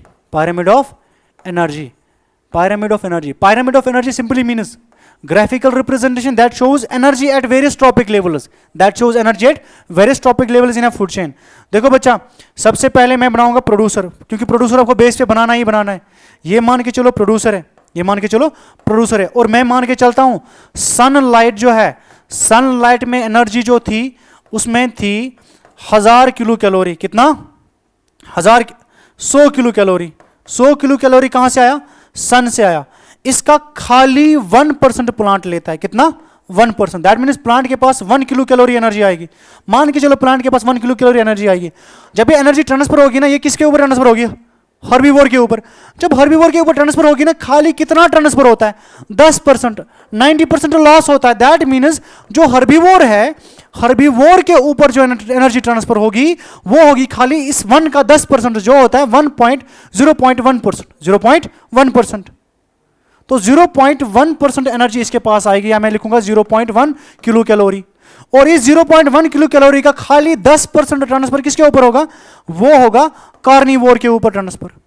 That means जितना आप ऊपर जाते हो ना ट्रॉपिक लेवल कार्निवोर के ओर, एनर्जी ट्रांसफर क्या होता है? कम होता है। तो इसके ऊपर आएगा 0.01 किलो कैलोरी, इसके ऊपर 10% आएगा। तो यहां से जो एनर्जी ट्रांसफर हो गया इसके ऊपर 10% हुआ, 90% लॉस हुआ। तो जितना आप ऊपर जा रहे हो एनर्जी लॉस क्या हो रहा है? और बढ़ रहा है, बढ़ रहा है, बढ़ रहा है। That means with increasing trophic level energy जो है, एनर्जी का कंटेंट जो है वो कम होता है। क्या होता है? कम होता है। इसलिए जो है पायरामिड ऑफ एनर्जी भी क्या होता है? It is always upright. It is always upright. ये चीज आप याद रखना, ठीक है? डिफिनेशन वही है, graphical representation that shows number, that shows energy. मैं लिखाऊंगा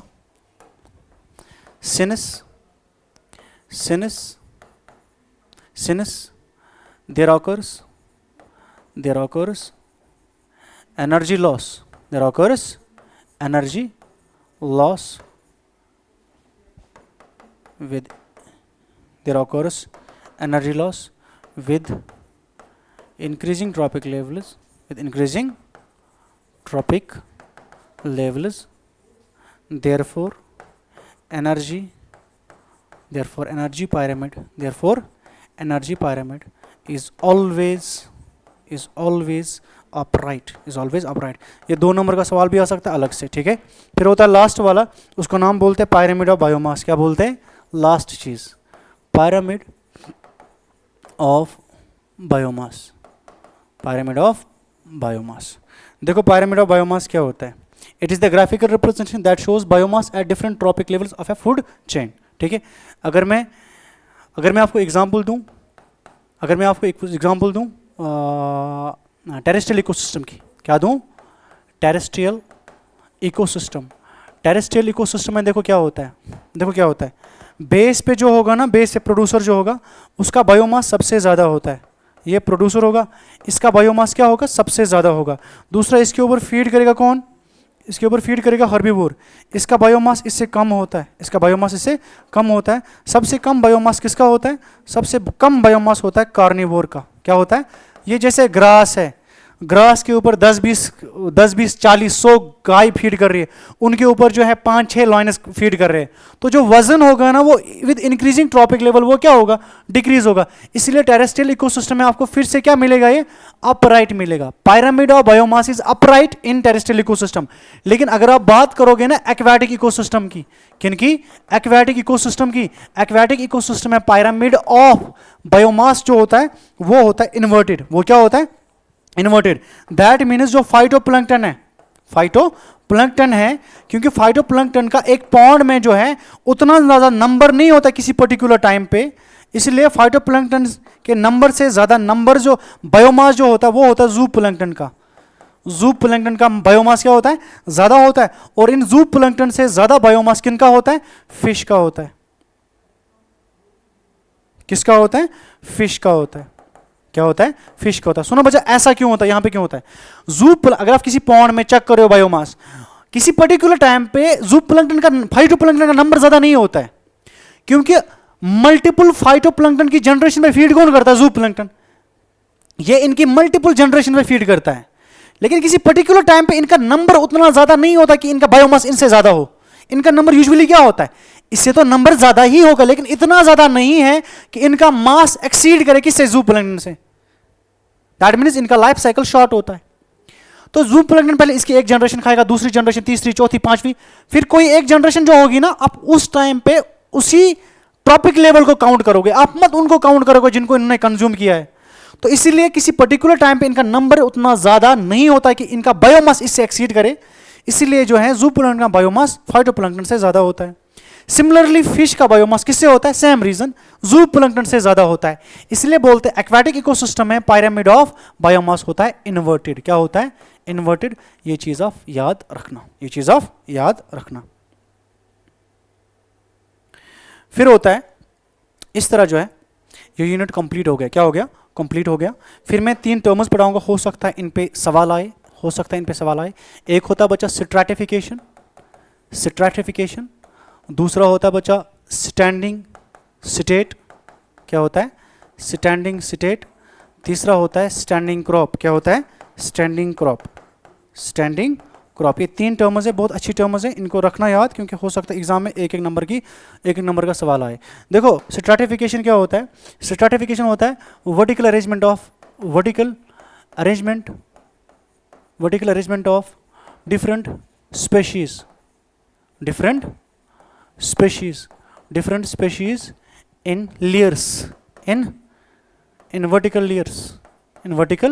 layers, या इन लेयर्स लिखना याद रखना, इन लेयर्स। जैसे कि एग्जांपल दूंगा मैं फॉरेस्ट का। किसका? एक फॉरेस्ट में स्ट्रैटिफिकेशन क्या होता है? देखो बच्चा, फॉरेस्ट में स्ट्रैटिफिकेशन क्या होता है? सुनना, एक फॉरेस्ट बनाता हूं मैं, ये एक जंगल है, ये एक जंगल है, मान के चलो ये एक जंगल है, ठीक है। इस जंगल में जो है देखो स्ट्रैटिफिकेशन क्या होता है? स्ट्रैटिफिकेशन मतलब वर्टिकल अरेंजमेंट, स्पेस में प्लांट्स का अरेंजमेंट। क्या है? प्लांट्स का अरेंजमेंट। जैसे कि फॉर एग्जांपल मैं बोलूंगा, इधर रहने वाले जो होते हैं वो छोटे प्लांट्स होते हैं, जिनको आप नाम बोलते हो हर्ब्स। क्या बोलते हो? तो मैं बोलूंगा जो बॉटम लेयर है फॉरेस्ट का, बॉटम लेयर में रहने वाले कौन होते हैं? हर्ब्स होते हैं। कौन होते हैं? हर्ब्स। दूसरा सेकंड लेयर में मैं मान के चलता हूं, यहां पे रहने वाले जो होते हैं, यहां पे रहने वाले जो होते वो होते हैं श्रब्स। क्या होते हैं? तो मैं बोलूंगा सेकंड लेयर को बोलते हैं सिट्रेटा, लेयर को बोलते हैं सिट्रेटा। यहां पे रहने वाले जो है वो कौन है? श्रब्स हैं। और टॉप वाली लेयर पे जो है, टॉप वाली लेयर पे रहने वाले जो है, टॉप लेयर पे रहने वालों को आप नाम बोलते हो ट्रीज। क्या बोलते हो? ट्रीज। तो यहां पे जो ये वर्टिकल अरेंजमेंट है किनका है? डिफरेंट प्लांट स्पेशीज का, इसी को आप नाम बोलते हो स्ट्रैटिफिकेशन। एग्जांपल साथ में फॉरेस्ट 2 नंबर या 3 नंबर का सवाल आता है, what is vertical stratification, give example, ये एग्जांपल देना है। दूसरा होता है standing state and standing crop. कोई पर्टिकुलर एरिया ले लो, मान के चलो एरिया, कोई सॉइल लिया मैंने, इसमें total amount of inorganic nutrients कितने हैं? इसमें अमाउंट ऑफ इनऑर्गेनिक न्यूट्रिएंट्स कितने हैं इस सॉइल में, उसको आप नाम बोलते हो स्टैंडिंग स्टेट। इससे हम डिटरमाइन करते हैं सॉइल कितनी फर्टाइल है। दूसरा होता है स्टैंडिंग क्रॉप। क्या होता है? Standing crop. मेरे पास एक इकोसिस्टम है, मान के चलो। स्टैंडिंग क्रॉप सीखना क्या होता है? मेरे पास यहाँ पे है काऊ है, डियर है, मेरे पास यहाँ पे है लॉयन है। क्या है? लॉयन है, टाइगर है। मेरे पास यहाँ पे है हर्बस है, ठीक है, हर्बस है, यहाँ पे श्रब्स है, ठीक है, यहाँ पे ट्रीज है। इस इकोसिस्टम में, इतने छोटे इकोसिस्टम में देखो बच्चा, क्या मैं इनको नाम बोलूंगा T1 लेवल? काऊ और डियर आपस में क्या है? हर्बीवोर है, इनको बोलूंगा T2 लेवल। लॉयन और टाइगर यहाँ पे क्या है? ये है ना T3 लेवल। तो देखो स्टैंडिंग क्रॉप होता है amount of biomass at particular trophic level,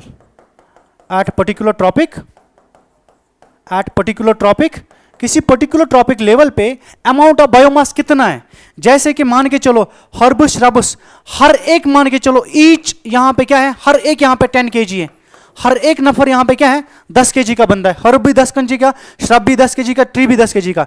मैं बोलूंगा ना यहां पे 10 + 10 + 10 30 केजी है T1 लेवल पे वजन, बायोमास। उस T1 के बायोमास को आप नाम क्या बोलते हो? Standing crop. T2 के वजन को आप नाम बोलते हो स्टैंडिंग क्रॉप। T3 के वजन को आप नाम क्या बोलते हो? Standing crop. खत्म। और हमेशा याद रखना T1 standing crop, T1 standing crop जो है is greater than T2 standing crop. खत्म। इस तरह ये चीज याद रखना। चलो आज के लिए इतना काफ़ी है। ये 12th का एक यूनिट था, मैं सोचा इकोसिस्टम आपको करा लूँ इस बार, क्योंकि इससे जो है 5 नंबर के सवाल अच्छे खासे 3-4 बनते हैं, वही 4 मैंने आपको यहाँ पे दिखाए। आई होप कि आपको समझ आया हो। इन्हीं को रिवाइज करने एग्जाम में यही चार क्वेश्चन जो है, एक तो प्रोडक्टिविटी, दूसरा डिकम्पोजिशन, तीसरा एनर्जी फ्लो में फूड चेन, फूड वेब और इकोलॉजिकल पिरामिड पढ़ के जाना। तो आपके लिए इतना काफ़ी है। चलो guys, thank you so much.